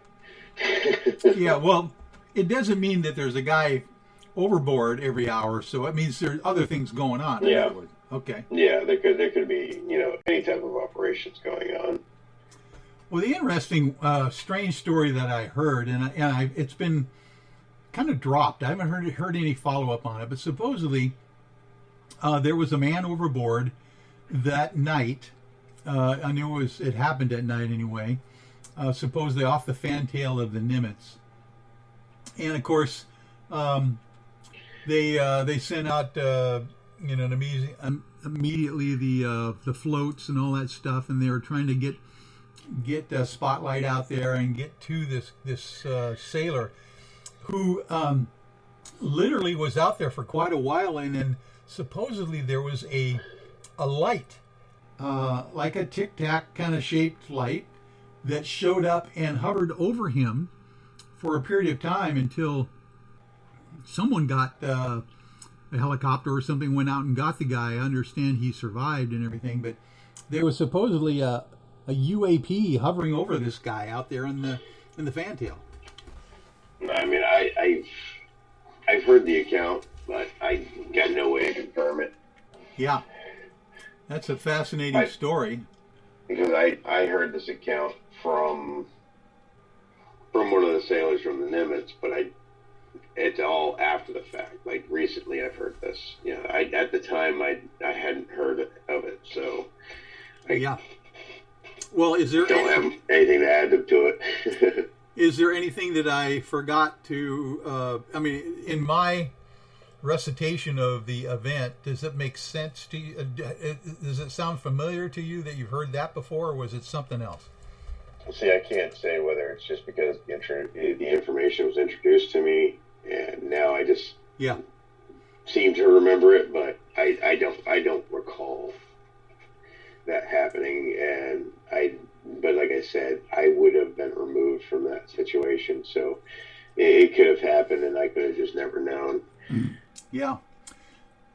When you guys were done with that deployment, how soon after the deployment, or the 14th, November 14th incident, did you guys come back in to base or whatever? Were you still out there for quite a while? I think we went to Puerto Vallarta right after that, and then we went into San Diego. For some reason, after the event, my memory gets kind of a little jumbled. But I can't remember. That's one thing that keeps getting weird about like, because I remember up until I saw the video like clear as day. Yeah. And then everything after the video, like man overboard, the coming into port. It wasn't until we're after port that I really have like solid memories, and because I think it was just either so monotonous that I just didn't bother to remember any of it, or I just don't remember it. Yeah. But well, that's a fascinating conundrum there. Did you stay in the Navy for a period of years after this, or did you get discharged? No, I actually, when we got back to port, that was it. I was done. Oh my! And then you get out of the Navy from there, and what did you do? What did you do when you got out? Well, I worked private sector for a little bit, and then I moved to Florida. And at that point, I'm just trying to get to this loss of memory thing there. At what point after you got out of the military do you think your memory kind of came back to normal? Probably when I started moving, because I remember, a lot of the stuff after I got out was kind of a blur too. I don't know whether it was just because there was so much going on at the time and it's all new. Yeah. Or, but it wasn't until I kind of arrived in Florida that I really kind of started having a lot of my, solid memories again. Like if somebody reminds me of something, I definitely can remember things. But, just trying to think back day to day of what the hell I was doing at the time doesn't really, nothing really rings a bell. Well, that is quite interesting. Do you know anybody else, any of your colleagues that might have had a similar experience with their fuzzy memory? Everybody else seems to remember everything. Like I said, it may have just been a point of whether it was important to me to remember it or not. Yeah. Yeah, well, it was definitely something that sounded like to me to be unique in your situation out there. Most people, probably remember those major events in their careers that kind of got their attention. I would think that would definitely get your attention for sure. And up until the video, or after you saw the video, I always speculate on these things. I'm wondering if they did something with the rest of the enlisted guys on there to make sure you didn't remember so well, what happened. That's fascinating to me, to think that that could be a possibility. Well, nothing's impossible, but I think mostly it's attributed more of it just wasn't important to me personally. Yeah. So, because I had so many things going on at the time. I had my livelihood to worry about, finding jobs, stuff like that. I can remember, I had job interviews that I don't even remember going on that I know I went on. Is that right? Yeah, I know I interviewed for like 4 or 5 different really big companies like Lockheed, Northrop, Beckinson and Dickinson, which is a big medical company. And I remember Beckinson and Dickinson one because I actually flew to New Jersey for that interview, and then when I flew back, then I don't remember most of the interviews that went on, but. Yeah, so there was a lot of these big companies that I was going in interviews with. I just don't remember them. Wow. And you were qualified. I remember the generality of going on the interviews, just not the specifics. Like I couldn't tell you what they looked like, the people that interviewed me looked like, or anything like that. Right. Well, that's fascinating. When was the first time that you got hooked up with? Or what was the first time after you were out of the Navy that all of a sudden you heard about the Tic Tac UFO thing? Tell us how that came down. Well, honestly, I hadn't heard about it in literally over a decade, and I told a couple of people about it over the years, but not a whole lot. That's that tinfoil hat kind of crap. People generally, especially if somebody knows you, trusts you, and knows you not to be, too out there. Like, oh, I feel like you definitely saw something go happen, but what you think it is and what it was, maybe 2 different things. They don't necessarily right. Believe that you saw a UFO, they believe you saw something, that type of situation. Yeah. And then Kevin got hold of me and was like, did you see this article? And it's like, and then. Would that have been the New York Times article in 2017? Yep. And then this was in 2018 that he had gotten a hold of me. And then in 2019, we did our first public, going completely public with it. What was your feeling at that point when Kevin called you up and asked you about that issue again? Was it something you remembered right away, or did he have to kind of? Oh yeah, no, you didn't have to tell me what. I already knew what. Yeah. But you hadn't seen. Like I said, you hadn't seen the article in the New York Times yet at that point. No, I had not. I'm not a news person really. I mean, I generally like when I go to the newspapers. I go into the science section. I go into the basically anything but current news. I don't really care about the politics. I don't care about anything going on. New York Times would be a publication that I would read on a regular basis. Yeah, right. Now if it was in Scientific American or Popular Mechanics or any of those magazines, I might have seen it. But yeah. Well, what was your impression that this article was actually in the New York Times? That was quite a shocker for me, anyway. Well, I had always just assumed that it was just something they already knew about, since they didn't make a big deal about it, and nothing ever came out. And then all of a sudden, something actually came out, and it really was a big deal, and I was like, shit. Yeah.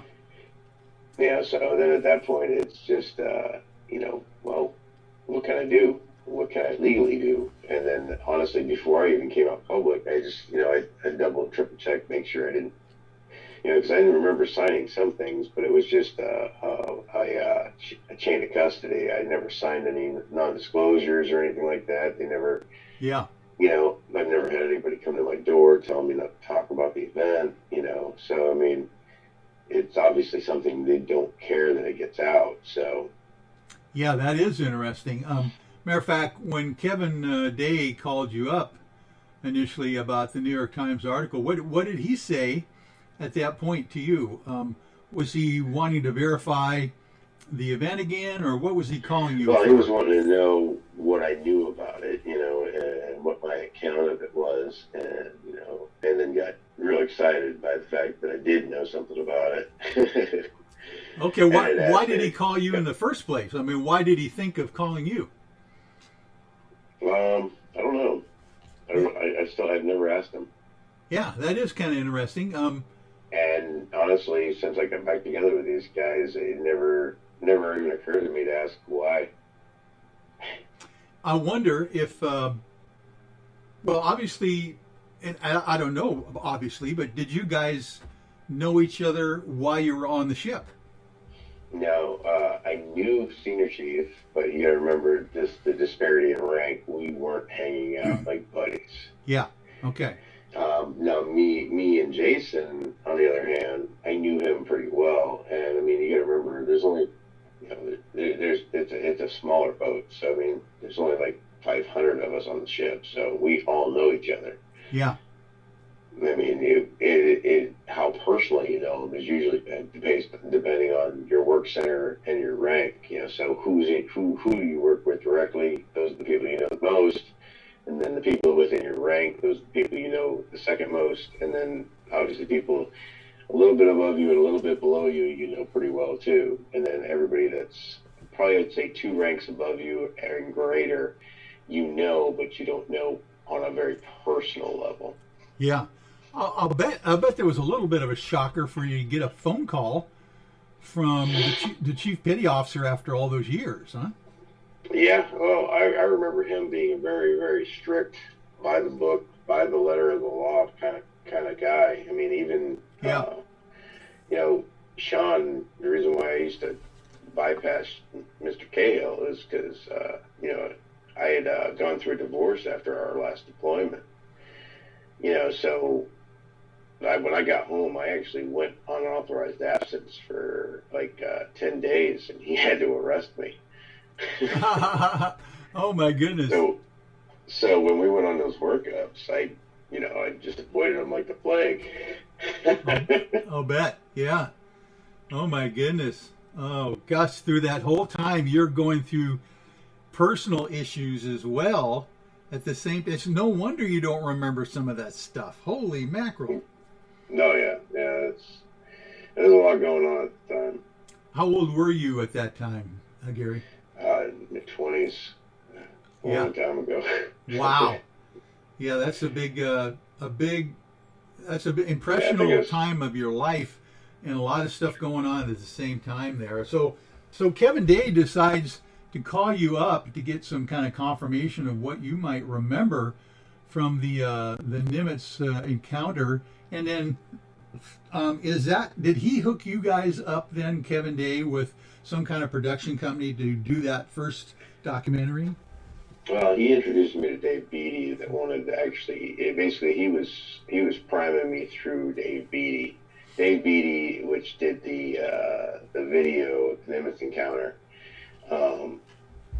He wanted to interview me. He wanted information from me, and utilized Senior Chief to see whether I was, willing to talk about it or not, Got it. And, due to the fact that the guy was pretty genuine, and then when I found out I didn't have any type of non-disclosure agreement when it came to it, as long as I didn't disclose any classified information or intel about the systems I worked on, it was perfectly fine for me to talk about the event.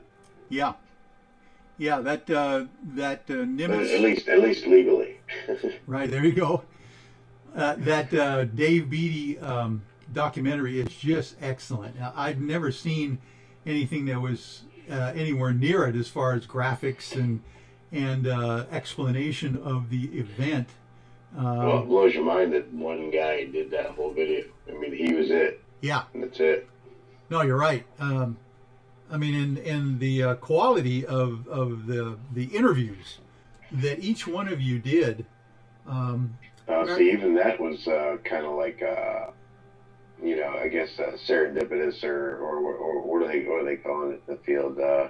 Synchronicity, or say it was like a synchronicity, because it's like all of a sudden everything came together with me, PJ, Kevin, Jason, and we all ended up with Dave at the UFO MegaCon, all out in the same place at the same time to be able to film all that stuff. And I mean, how many cons are actually 7 days long? Yeah. Not many. So I mean, this thing ended up being 7 days long, which I'll be honest with you, it ended up being way too long. But, we had all that free time to do the filming and, get all that footage done. And it was just like, it was a pretty crazy synchronicity for that all to come into play the way it did. Oh man, yeah, it sure was. And they got he took you out of town into the desert and got some really interesting backdrops and all that kind of stuff. That was fascinating. Yeah, believe it or not, that was only like 15 minutes down the road. Really? Okay. Oh, that's fascinating. Now, when you were filming this with PJ and Jason and those guys, did you get to hear their interviews as well, and hear what they were telling about the account, or did you guys just hear it later on after it was finished? Oh no, we were all hanging out there the whole time. I mean, it was just, we were like the five amigos. Yeah, I'll bet that was a little cathartic for yourself to be able to hear other people confirm what you saw as well. Yeah, it was really good for us all to get together, because I think it really helped with especially a closure process for us, where I could have probably just kept it buried inside my psyche for the rest of my life, and been no better or worse off for it, but it really affected some of these other guys pretty dramatically. Oh, it sure did. Some of those stories, even that Kevin Day is saying, I understand Kevin actually, at one point after the incident, wrote the story up in some book form. He actually converted the story to a fictional account of it, just to get it on the record, just to get something on paper. I don't know what the name of his book is, or whether we can buy it. That was the Sailor's Anthology. The Sailor's Anthology. That would be interesting to see if we can. You can get it on Amazon. Okay, by Kevin Day. That would be interesting to read, just to see what his immediate recollections were. At the time. That's kind of what I like to read sometimes. Yeah, you kind of have to read between the lines in it, because it is a fictional account of the event, but everything is pretty damn accurate. I'll bet. Yeah. Oh, that's fascinating. When you guys saw the finished version of Dave Beatty's production there, what was your impression of the whole thing? My impression was I couldn't honestly believe how good it was. Yeah. I just was, it was everything about it gave me goosebumps, because it brought me back to the day, the time that it happened for me. Oh, wow. So it was that made the hair stand up type for me. Yeah. Yeah, and the computer generated graphics, that he did, kind of recreating the tic-tac shape of the UFO and the proximate positions it was, to Commander Fravor's FA-18 fighter and stuff. I thought that was masterfully done. Oh yeah, well the original film had, Fravor in it. It was just due to some type of conflict of interest between the people that Fravor were dealing with and Dave Beatty, which originally had permission to utilize him in the film, and then just through some whatever arguments they were having, they had to take Fravor's likeness and image out of the film. Yeah. I was intimately involved with Dave Beatty, helping him negotiate that with To the Stars Academy guys at that point. And I think what it came down to, Gary, was that these guys were literally upstaged by Dave Beatty's production, right in the middle of their television series, right, that was being produced and stuff. And they didn't want to be upstaged like that. So they we kind of did some sleight of hand at the last minute to make sure that they were happy with, whatever we were going to do, or whatever Dave was going to do, with the graphics and everything. But I think it turned out well anyway. I think it ended up better off. Yeah. It's always nice to have a pilot on there because Commander Fravor, no matter what anybody says, this is a pilot that, instead of freaking out when he sees something that literally unknown, says, screw that, I'm going to go check this thing out. How many people literally actively say, I'm going to dogfight with this thing? Yeah. And it's like, no, this technology is so much farther advanced than you. You should be heading back to the boat. You should not be dogfighting this. That's what my brain says. Oh, so, man. And I understand that his wingman, the female pilot, decided she wanted to stay high. Just go watch, what was going on. I think he actually told them to stand by. Yeah, I think you're right. And then, but he's just whatever else he is, he was an amazing pilot. He was courageous. He was top notch. So, and my understanding was the way he told it was he came from within a half mile of this object before his windshield, a half mile. Yeah. Oh yeah. He was eyes on. He other than him and Chad are probably the two pilots that had the best views of these.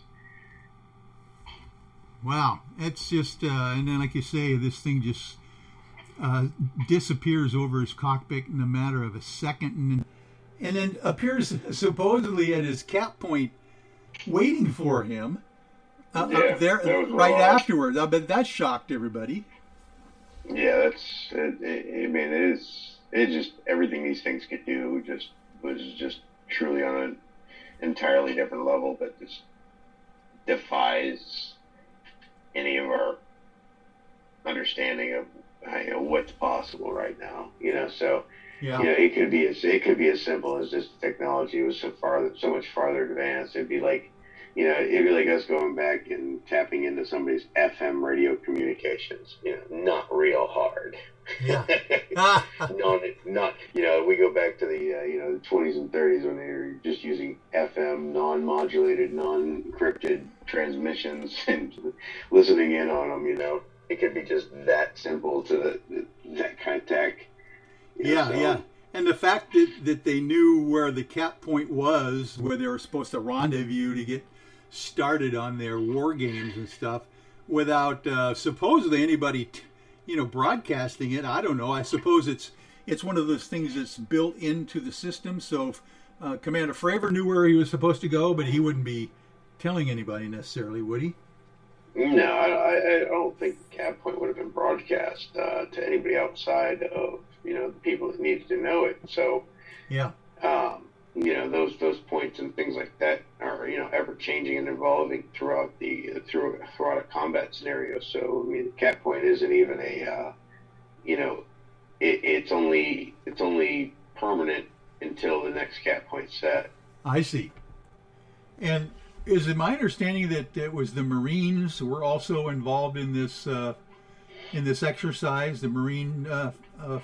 Yes, green versus blue is generally what they would do for Yeah, but those guys didn't see anything other than Fravor, right? Just he was the only guy that saw anything at that point. Supposedly there was a pilot that was up before Fravor that interacted with him, but I don't know too much about that. You'd have to talk to Dave Beatty about that. He's the subject matter expert when it comes to outside of our own personal. He knows everybody's situation when it comes to that thing. Yeah, so that's fascinating to think. Oh my goodness. Well, you know what I think, Gary? What we'll do here is that I probably beat this Nimitz UFO encounter to death here with you. I really appreciate you, going along with me. It's been a while since anybody's actually asked me questions about it. Yeah. Usually I'm just getting on and BSing about my thoughts and processes about everything now. Well, I think what we can do maybe at the next hour, after the commercial break here at the top of the hour, is get into a little bit more of the UAPX expedition group that you are the president of, and that Kevin Day is involved with as well, to talk about the next step, what you guys have got planned. And I think I know you can't say a whole lot because you've got NDAs and all that stuff going on with film production and all that stuff, but maybe we can get into a little bit of that and the preparation. Mm-hmm. All right. Well, kick back and relax, because what we're going to do is take our 6-minute break here right now at the top of the hour, and then we will come back with more of Gary Voorhis and the Nimitz UFO encounter and the UAPX group right after this from Spaced Out Sunday. Hey, space travelers, this is John Resnick, founder of the Tribe and Tribe Charities. If you know anything about our website, you know we like to do things a little differently. We're not some faceless organization collecting money for a nebulous cause. Our donor dollars go directly toward life-improving items.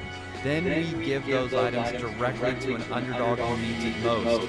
To become a donor with Spaced Out Radio's official charity, Tribe Charities, just go to tribecharities.org/donate.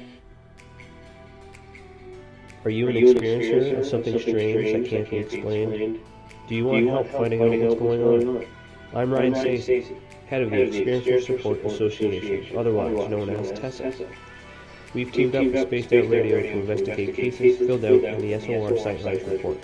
We are independent, and there's no cost to what we do. All we need is your experience.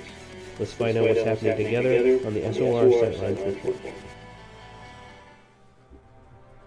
We are scouring the world for the most intriguing stories of your day. Take the time to read up on the SOR Newswire, where our team, led by Captain Shirk, will deliver to you some of the best paranormal and supernatural news, along with some stories that will blow your mind from the weird to the wacky.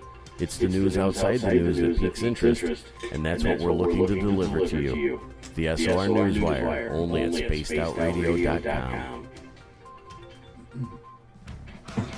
Hi there, this is Dave Scott, and I'm bringing you the Woo every Monday through Friday on Spaced Out Radio. I'm going all out to bring you the strangest, oddest stories and subjects I can find for your entertainment. Why? Because when we hit peak Woo, I know I've done my job. So come tune us in at spacedoutradio.com, 9:06 Pacific, 12:06 a.m. Eastern, and together, my friends, we own the night.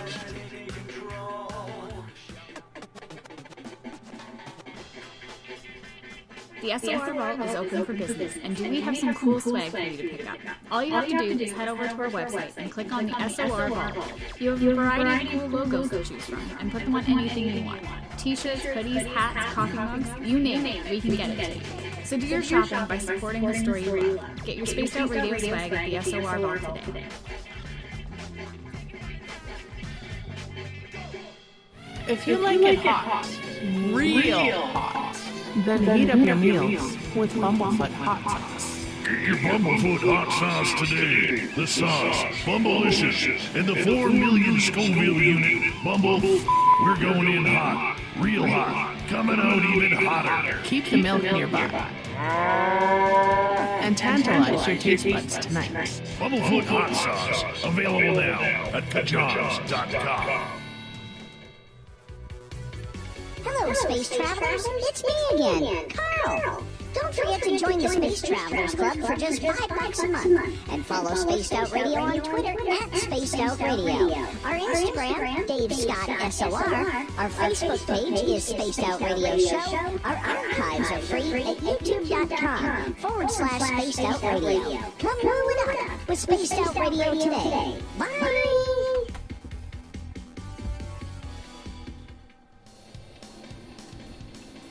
We all know on Spaced Out Radio we love a good beard and mustache, so why not take care of your facial hair with Mighty Moose Beard Oil? Made in Canada, we're taking care of beards and stashes around the world. We use 100% natural ingredients with our oils and balms to make your whiskers feel silky smooth. Use promo code SOR2019 at MightyMooseBeard.com today.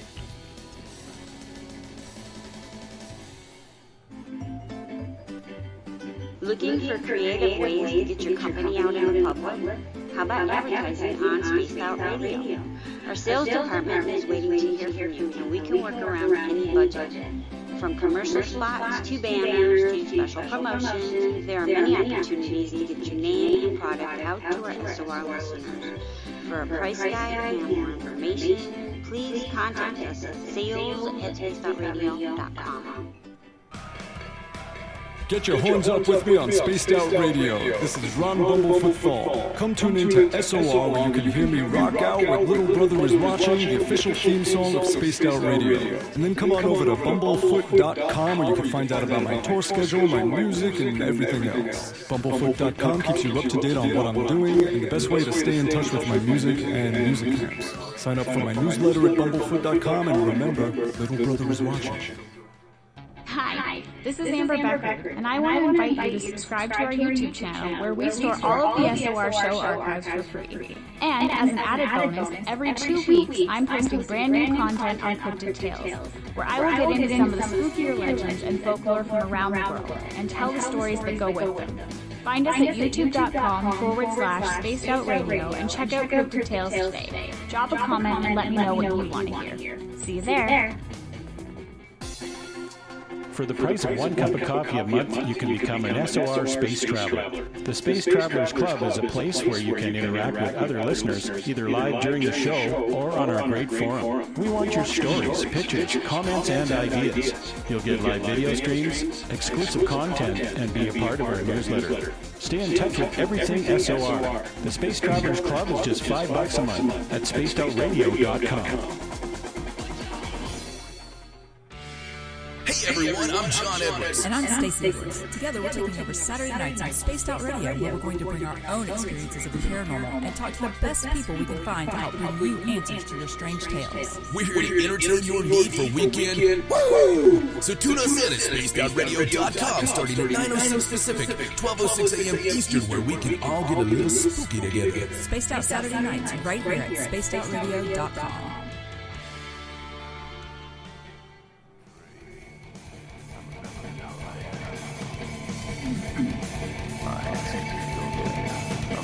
Well, welcome back to the third and final hour of Spaced Out Sunday. I am your host, Michael W. Hall. Thanks for being with us tonight. We welcome back everyone listening in our terrestrial affiliates, WQEE 99.1 FM in Newnan, Georgia, and UPRN 107.7 in New Orleans, Louisiana. On the digital side, we're also on Revolution Radio. And don't forget, you can always check our archives at youtube.com/Spaced Out Radio. Do us all a favor and hit that subscribe button. Our website is spacedoutradio.com, where we have a plethora of features for you, including rocking out to some Bumblefoot, shopping at our Spaced Out Radio store, and catching up on Captain Shirk's SOR Newswire, and so much more. And we are back with Gary Voorhis from the USS Princeton and the US Nimitz UFO encounter. And gosh, you know, Gary, have you ever thought of writing a book yourself about this entire incident or your recollections of it?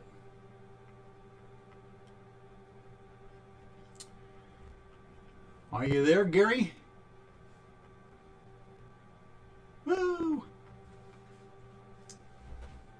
Oh, I was muted. Sorry. Oh, there you are. You're back. Yeah, I just got to thinking. you got quite a story to tell yourself. Yeah. No, I've definitely started writing everything down. Whether it turns into a book, I don't know if it'll ever see the light of day, but. Oh, I'm encouraged to hear that. Good. You're starting to kind of keep a journal then or something? I've always kept a journal off and on throughout the years, so. Yeah. Oh, that would be fascinating. You know what would be fascinating to do? You know that fuzzy time period after you were discharged from the Navy? I'm wondering if there is anything that would pique your memories by looking at your diaries during that period of time, if you had any. I didn't. I honestly, I didn't write a whole lot then. Wasn't until later on that it's like it seems like I just get into these little sections of my life where I'll write a bunch of stuff down, and then I won't do it for years, and then I'm like, oh no, I really got to write this stuff down, and then I'll write things down, just mundane things, because just your perceptions of how things are change so much just from year to year. I mean, my 20-year-old me and 40-year-old me are two different people. Yeah, aren't we all? And we have different perspectives on life, from those time frames as well. Fascinating. You've obviously been remarried. You have a family now, and all that stuff. What does your spouse think of all this stuff? She likes her little. She supports me in it and everything, and anything I choose to do, she supports. She unless a UFO lands on the lawn, she's not real interested. It's too much about it. But yeah. Well, what's your opinion about this this seemingly disclosure that's happening with? I don't know if you saw that latest triangle thing that the Navy I wasn't real impressed with the footage, to be honest with you. Yeah. Tell me about your opinion on that, because I'm kind of the same opinion. It kind of hurts my head to think about it, because it just, I don't know why it would be, anybody would be coming out and saying that footage was, like official footage since, obviously it was filmed through somebody's cell phone or something like that. I mean, it wasn't like an official Navy video or anything like that. It wasn't filmed from an F-18 or, from anything official. So, I mean, that's just like, I don't know what they're thinking. I don't know whether they're trying to, rehash things and say, okay, well, we'll just say a bunch of stuff is real so that we can discount, anything that actually is, or, I have no idea what they're doing with those videos. It was strange. It was strange for me to see the Department of Defense and the Pentagon, those guys coming out so quickly to say that this was genuine for some reason. And initially they call it a pyramid as well. I mean, who knows if it's a pyramid? If it was a pyramid, I mean, you can't really see it from that angle. I didn't see a pyramid in that video, but then again, the angle at which it is, if you're just looking at it from one side, you're not going to see the pyramid. No, exactly. But, that would have been a much better video to see it pyramid shaped, but. Yep. Yeah. But yeah, I wasn't real impressed with that video, but then again, I wasn't real impressed with the Tic Tac video either, so I mean. Yeah. Well, kind of devil's advocate there. Well, that brings up the point that the Tic Tac video that was released to the public probably wasn't as clear as the one that you saw initially. Yeah. No, it wasn't at all. The one we saw was twice the resolution, at least that you guys got to see. So I mean, we clearly defined its shape and size and stuff like that. So it to me, because I got to see the original, it's a different story for that video. And, that video was filmed from an F-18. It wasn't filmed from a cell phone. Right, yeah. From a cell phone, supposedly on the deck of a ship, or something. And that triangle thing seems to show some other artifacts in the sky that could be reflections of that same thing too, as far as I can tell. It just, there's too much stuff, too much wrong with that, and including the potentiality that this thing was hoaxed through. Well, the only thing that gives me any hope about it is the fact that, they have said that it is real from the government, and that, generally, Mr. Knapp's not generally just throwing stuff out there to see what sticks. So usually he's pretty good about at least vetting it a little bit, so. Well, that's the interesting thing, is that definitely it was leaked to Jeremy Corbell and George Knapp at the same time, and they jumped on it big time and sent it out there for folks. But I'd like to know exactly how they verified it before they released it. But generally I will at least entertain the ideas of it if it's coming from George, Mr. Knapp, and so it's between those two things, I'm kind of just on the fence with it. But it doesn't look. It looks like a fake to me. But then again, I'm not a film expert. I'm not, It's just my general feeling about it is it's just not real. I'm happy it's out there, because if it's real, we definitely need it. But I need some more. I need some more proof. Yeah, definitely. And the thing, strobes, just like almost a commercial aircraft, is what kind of jumped out at me.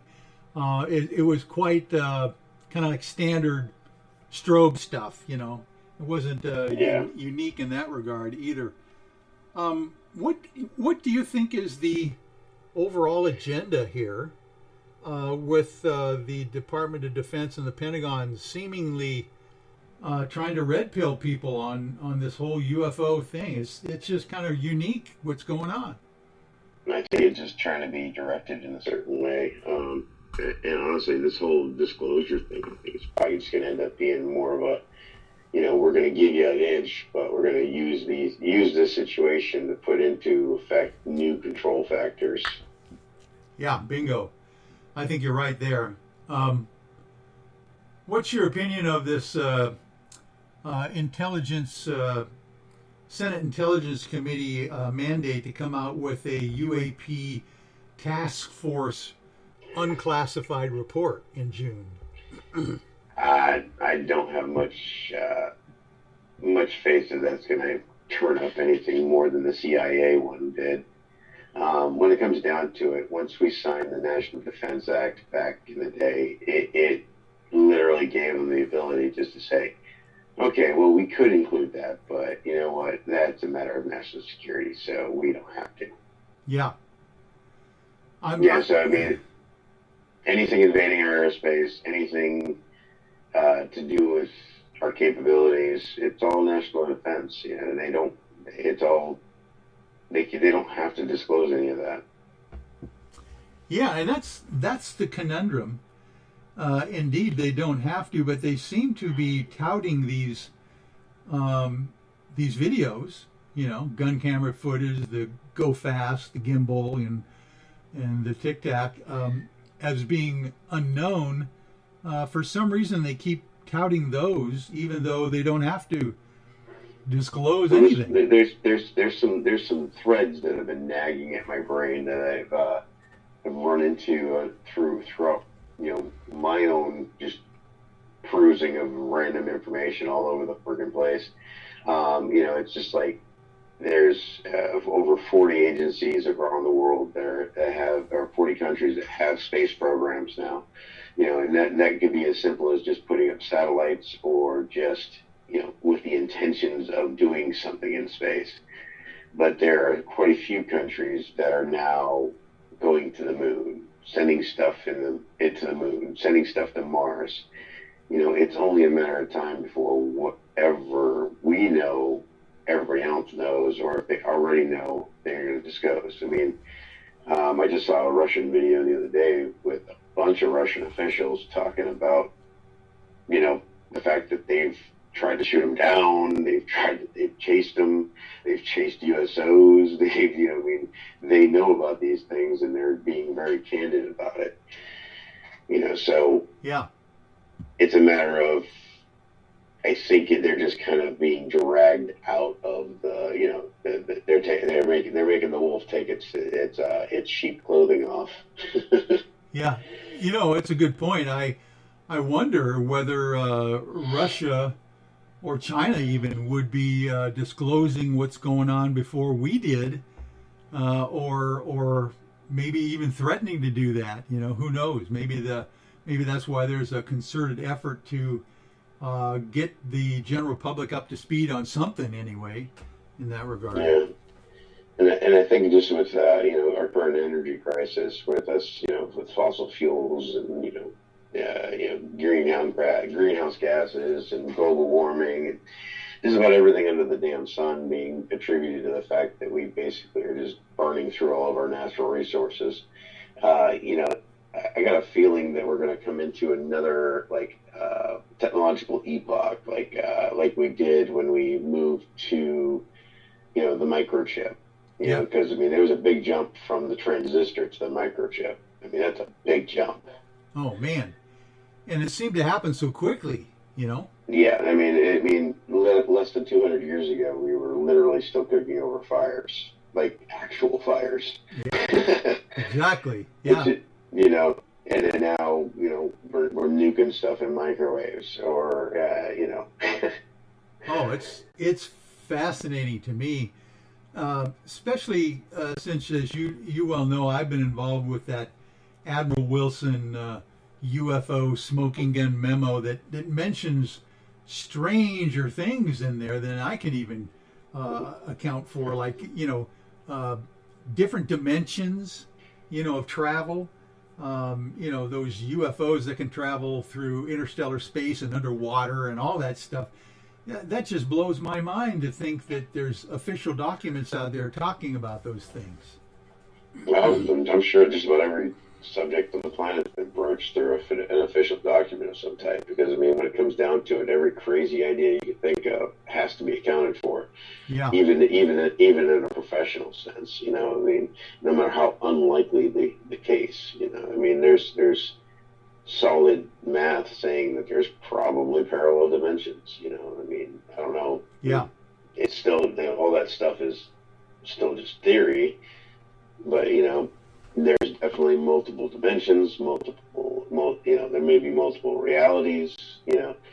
Maybe it could all, reality could be based off an entire lattice work of all of these things being, in. So. Yeah. Yeah, I'm sorry, getting a little tired. Oh, me too.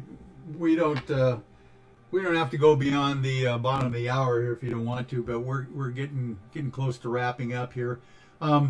It would seem to me that everything could be connected somehow as well. Whether it's consciousness, whether it's dimensionality, whether these things are traveling faster than physics will allow. Somehow it's got to be connected. Well, there's got to be a loophole to that. It's just like they're traveling faster than our science allows. Yeah. We don't know if there is a loophole in that. You don't know because at a certain point you don't even worry about points in space and time anymore when you're doing math. So space, distance and time may just be figments of our imagination for all we know. Yeah, and it might not be linear like we think it is, I definitely don't think it's linear. If it was linear, then time wouldn't be relative to your position and speed. Good point. So. Yeah. Well, and that would account for some of the UFO sighting reports that people see where these things just disappear sometimes as well, Yeah. And you also have to remember that, we can only perceive so much of our world. When it comes down to it, look how many animals can see different multi-spectrums. We can only see visible light. We can only hear certain spectrums of radiation, and then we use tools to be able to, see all these other things, but in our normal meat suits, we can't perceive a whole lot of our world. Well, that's a good point. It's amazing how even compared to a dog's hearing, how limited our sense of hearing is, and that's just one sense. Well, just look at it this way: a good indication of what I'm talking about. Without an actual radio, you can't hear radio waves. You need a special device to tune them in and to broadcast them in the audio frequency at which you can hear. Because you can't hear an FM radio wave. You might be able to hear static, which is still a byproduct of you using some type of device to hear the static. Most RF radiation you can't see or hear. So that's going around us. I mean, if you could see all the different frequencies and all the different things swirling around your head right now, you would be like, well, I'm so surprised that we all have cancer. Yeah. Well, that's a fascinating idea that I wonder whether, for instance, any kind of animals like dogs or whatever could actually hear FM signals or something like that without any tuner like we need to. I was wondering what their capability would be.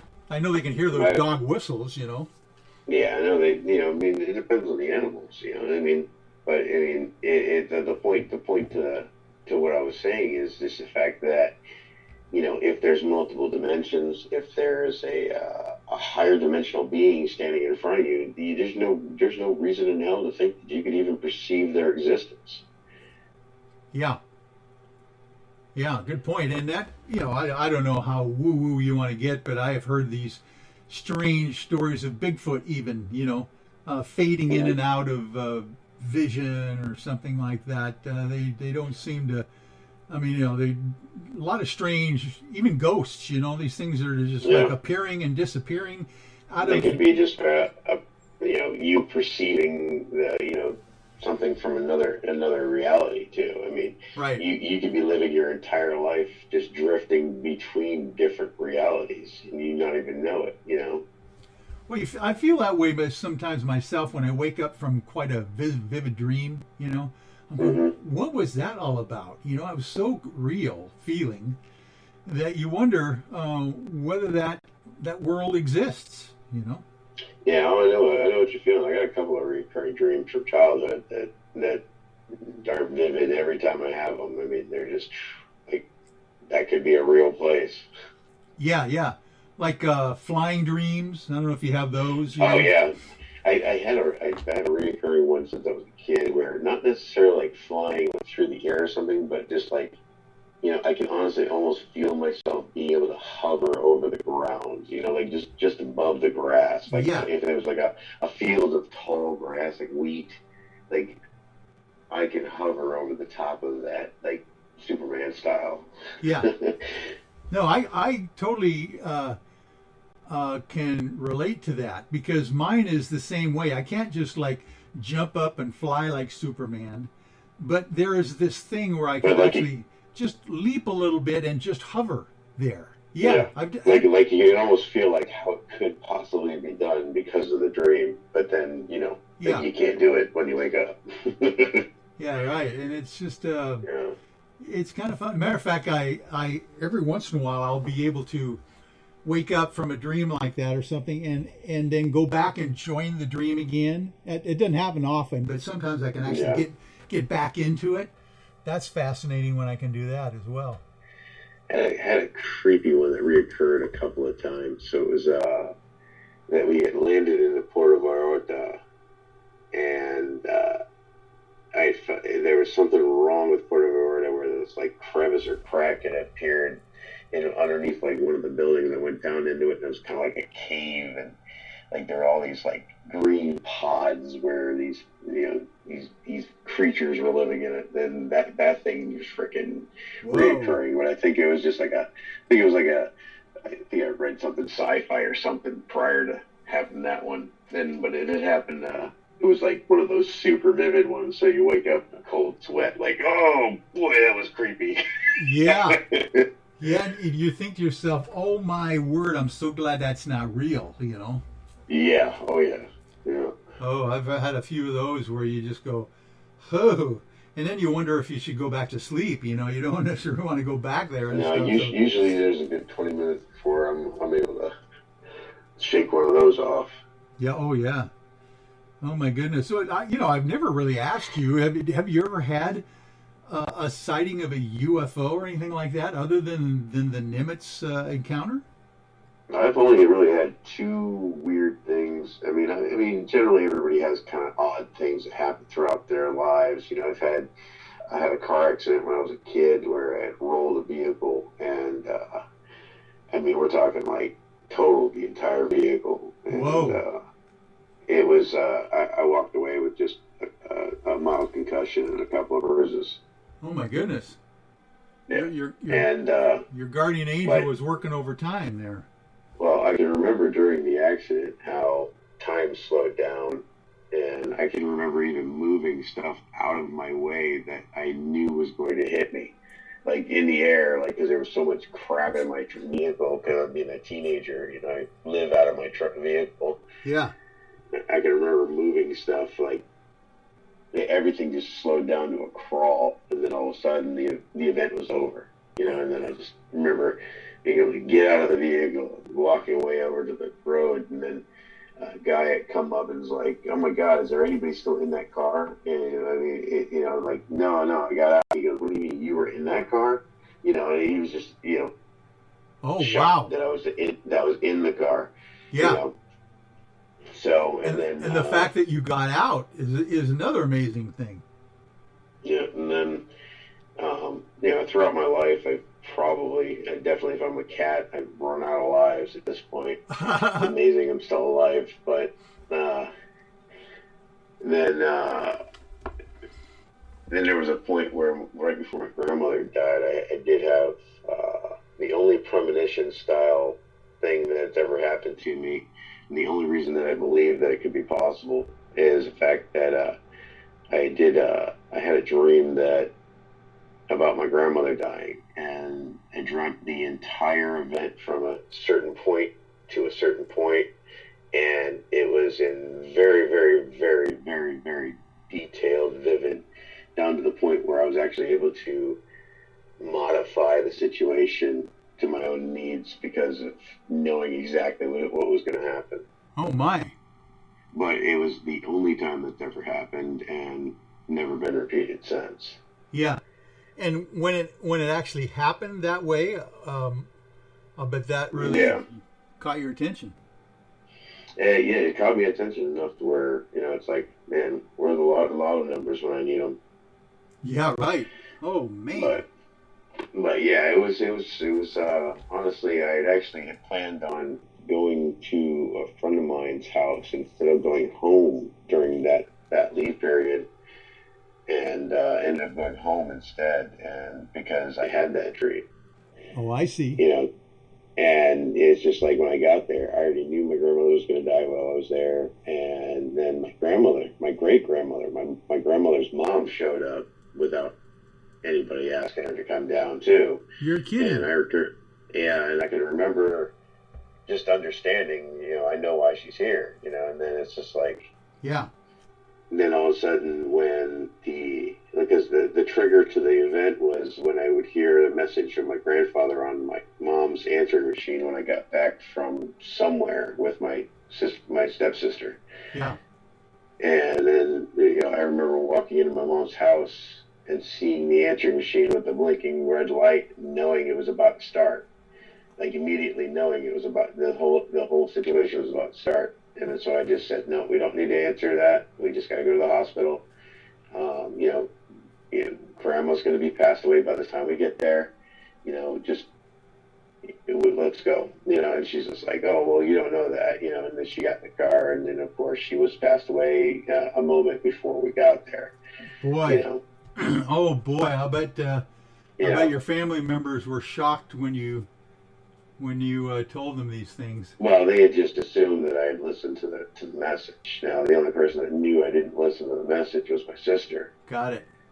And so we, when we got back, she listened to the message, and that's when she's like, oh, wow, Oh, so, man. Yeah.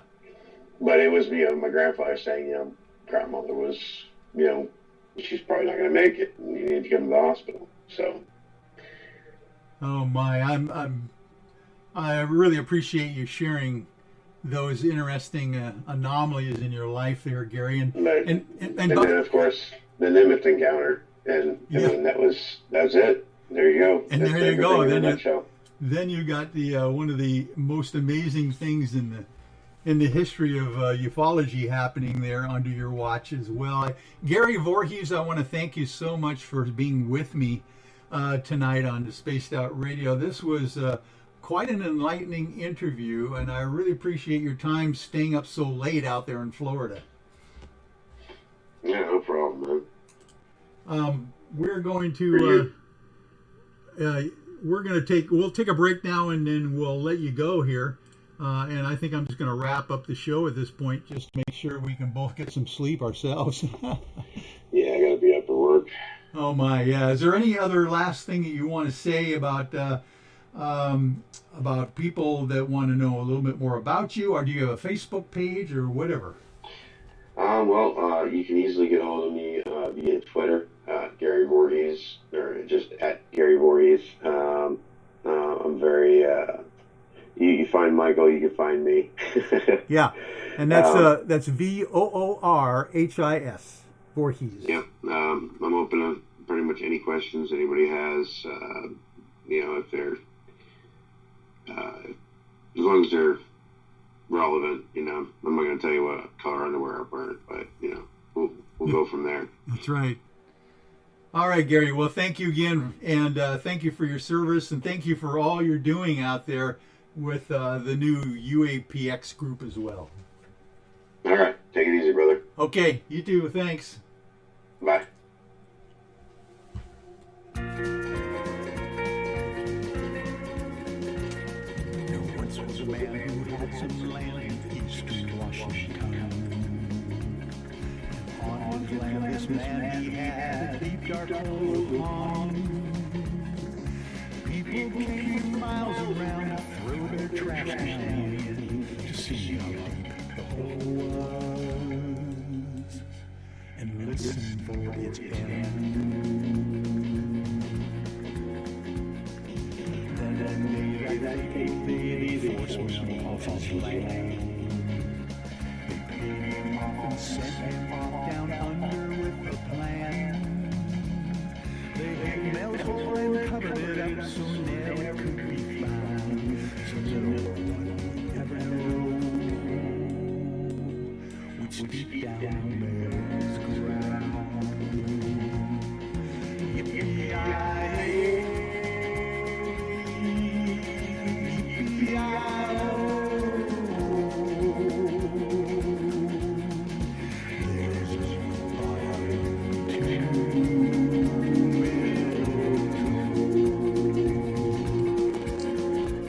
Well, I want to remind everyone that Mr. Ron Bumblefoot Hall is the official music of Spaced Out Radio, rocking us in and out of every single show. You can find out more information at bumblefoot.com. A special thanks to everyone listening in the cars, at work, in the chat rooms tonight, wherever you are around the world. Remember, the show is currently copyrighted by Spaced Out Radio and SOR.